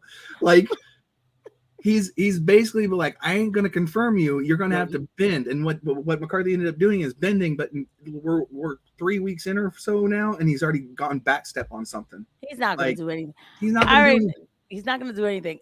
And those are the things though about Trump that do get like, why are you pushing McCarthy?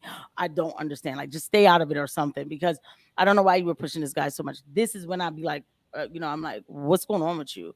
But anyway, Matt Gaetz, I was like, yo, why don't they nominate him? I was like, he is the truth right now. Like, he'd be a better president than a congressman. Man, okay.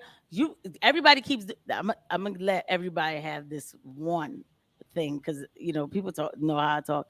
Everybody keeps saying DeSantis. I'm like, no, he wants to be governor. He wants to keep like Florida a bastion of the Constitution. I don't know. I've heard rumors that he might be actually, I heard rumors that he's starting to take some donations and he's thinking about it. But this is all the way like in Twitter, like like deep rumor. So I can't, of course, say that it's true. But for me, I'm like, nah. He's great in Florida, but it's his foreign policy. I'm a little too shaky on it. And so I don't know, but Matt Gaetz, I have to say, for me, would be like a good contender. I mean, he's a young man who has the fire that's needed. he went on the camera and was like, "How are we talking about draining the swamp? And then we're gonna make the biggest alligator of the swamp the speaker of the house." I was like, "Yo!" So we made the like, biggest predator in this murky pond, the one who speaks for us all. right? That's he Kind was of saying, makes sense from a predatory standpoint, but for a representative, no. and Like, so, and I've heard him on his. I've been on his Twitter Spaces, and I've heard him talk, and I don't know, like I don't know him. I don't know him, but I know that he doesn't hold back, and I like that. Like I like if that. you don't like holding back, you should look at some libertarian speeches where it's just like, we're going to abolish these 3 places, and you guys are going to have to deal with it. And I think that's great too, because that's the part where I'm down with libertarians. I just need to know more about, their border policies, because I heard that they got really like hype on the border. And I will give you the summation of the libertarian border policy right here. Yeah, please do. Abolish the welfare state so there's no incentive to come to the United States just for the welfare state.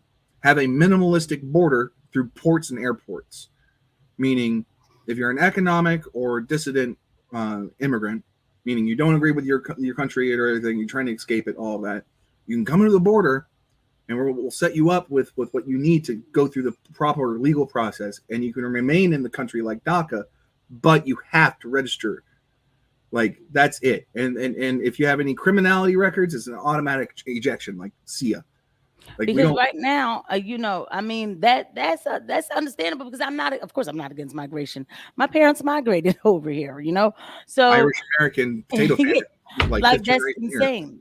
This country is full of migration, but what is happening at that border today? No, it has to be. It is insane. Millions. Come on. That could be millions of people, but that means there's a couple thousand criminals in there that are really bad hombres, as Trump put it. But like, you got to realize that you can't. It's more expensive to control the border than it is to build houses, and I know that's me lending power to the state to build economic values. I don't like that, but I'm saying it would be easier for the border enforcement agencies to set up, like, in desert areas where there's no houses whatsoever on federal land, and be like, these are the shanty towns that we're going to put the immigrants in until they get approved, and then they can move. Like, that would be the more economically feasible thing, because they would be producing economic value while they're in the United States. Totally understandable. We could have talked about that 2 years ago. No, you're right. 2 years ago, we could have talked about that, because we did have an administration who had it as much secure as possible, but the 30,000 that was getting in a year, you know what I'm saying? Yeah, it was 30,000 though. The years before that, it was like 400,000. Like only under Trump's administration, it was the lowest. It looks like, when I look at the numbers. I don't know. I might be wrong, but that's what But this administration, it is everybody just coming in, and there's no type of control, because a lot of stuff was unfortunately. Trump did a lot of his policies through executive order. So Biden, came in and they gave him a strong pill, and he just signed everything away. And he got this. I don't even think it's him signing the bills. I think it's a stamp with a signature on it. Well, now is the stamp. I think the first day. I think the first day might have been, but this is definitely the stamp now, like, for sure. I mean, God darn. Talk about a clown show, for real.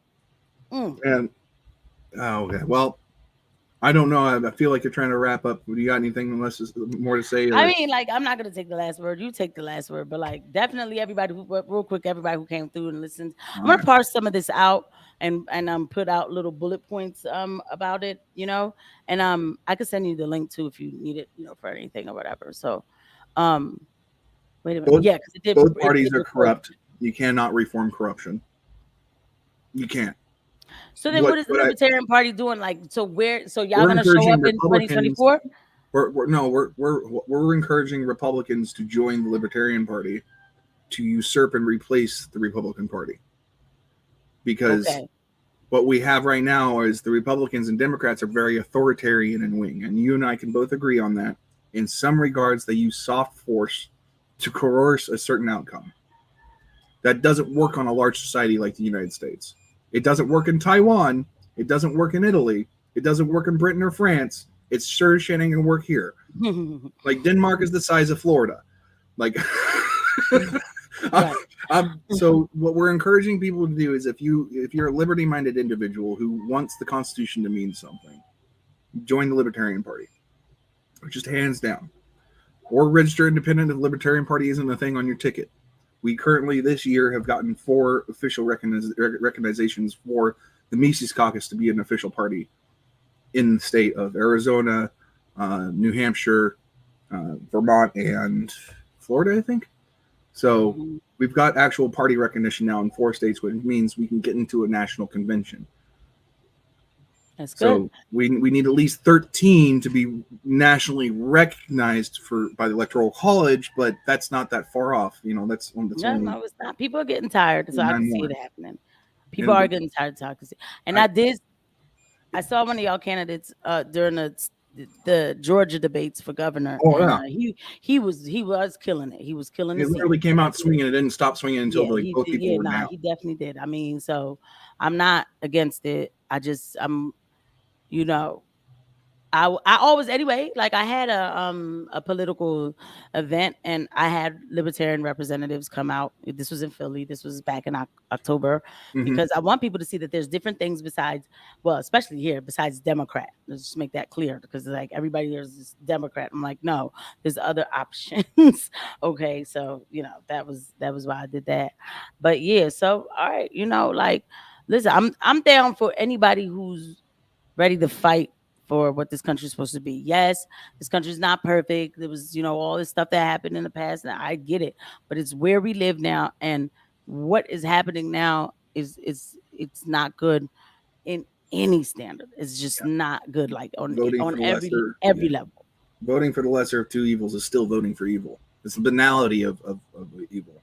You don't care anymore, then you just start giving up. And if you start giving up, you just stick to the party that your family raised you in, or culturally you were part of. Like for me, it was Democrats and Republicans. My mom was a liberal. My dad was a conservative. Like I came out in the middle, got libertarian. Like I guess I did okay. Like I was very black-pilled in my youth because of the war that was going on. I was very black-pilled. Like I just gave up and kind of became a doomer even as a teenager, because just things weren't right. My life wasn't easy. Things like that. Like I may have grew up in a middle-class family. That doesn't mean that by any means my life was easy. The definition of middle class in the United States is like 40,000 or more. Yeah. Per like parent. Yeah. So like the economic values that we hold ourselves up to are not the same as they should be. If we were on the gold standard, $1 today would be about $30. Right. Like we got rid of the gold standard. We got rid of any hard asset standards. We've just raped our country through printing monies. We're loaning out supposed tax dollars to foreign countries for wars that Americans don't want to be part of. Yeah. We are stripping Americans at home of their rights and the constitutional rights almost every day in all 50 states and the 3 protected territories. The Democrats want to, and I'm not pointing the finger, the Democrats want to make DC its own state when it's the size of a thimble in comparison. It should just be re-annexed into Maryland, which is fair enough. Like, and then we have people on the West Coast wanting to make Greater Idaho. Like, things are not good right now, but the way you can change that is try to take a nonviolent approach. And if the nonviolent approach doesn't work, that means the state either has complete and utter control, or you are on your own. And both things can be true at the same time. And that's what's going on right now, is you're on your own for your own home defense. People who are very much against guns don't realize that the second that they do that, their areas become more unsafe for them. Yep. I don't know what else to say. I've exhausted everything I can say right now. I mean, we might do a second podcast, right? I'm assuming. Yeah, we definitely need the part 2. Okay, a little bit more structured. We'll go through a structure. Nah, it's cool. Yeah, because I was all over the place tonight. That's how we talk. That's how people talk. Like, you know what I'm saying? Like, it's a chat. Like, people are getting, like, they're getting information. We're talking. Like, this is what's happening, and this is what needs to happen, and this is what they don't want to happen. Is talks and information being put out there. That's the way how we do have to fight. Corporate media right now has a free pass, but the thing that only keeps corporate media, and this is why I was against the consolidation of local media, under the corporate umbrella, like CNN and Fox and everything, started buying out local media outlets. Like Corvallis, Oregon, is an example. CNN bought Corvallis, Oregon's Gazette-Times. They shut it down. Now the only newspaper you can get in that town is CNN and the New York Times. Yeah. They're both owned by the same guy. Yeah. Wow. Yeah. So you see, it's just different, varying narcissistic opinions controlling the population's thought process. So I love my country. I love my God. I'm ashamed of where we are right now. There you have it. But we're still gonna do something about it because we're like I said, we're talking and we're getting information out to as many people as possible. Go on media tours. People need to know what's going on, that they actually are already in a Cold War with their own government. And that's crazy that I had to say it like that, but you're not wrong. We are in a Cold War with our own government. Yeah. And I'm gonna end it right there. I'm gonna go ahead and end it. Oh, damn, my phone just died. So Morgan, thank you for okay, there you go. Thank you for coming through. Thank you for just this lovely chat. Just and like I took notes and everything about things that I will be looking up, y'all, and making quick little segments about. Okay. So that's how I'm ending for tonight, and tell the people, where they can find you too. And anything else you want to say? That's what. No, I'm good. I'm not trying to get boiled under the collar here, so I'm just I'll leave it at that. I'll look forward to talking to you again. I appreciate it. All right, no sweat. Yeah, we will be talking again, guys. Everybody have a great night.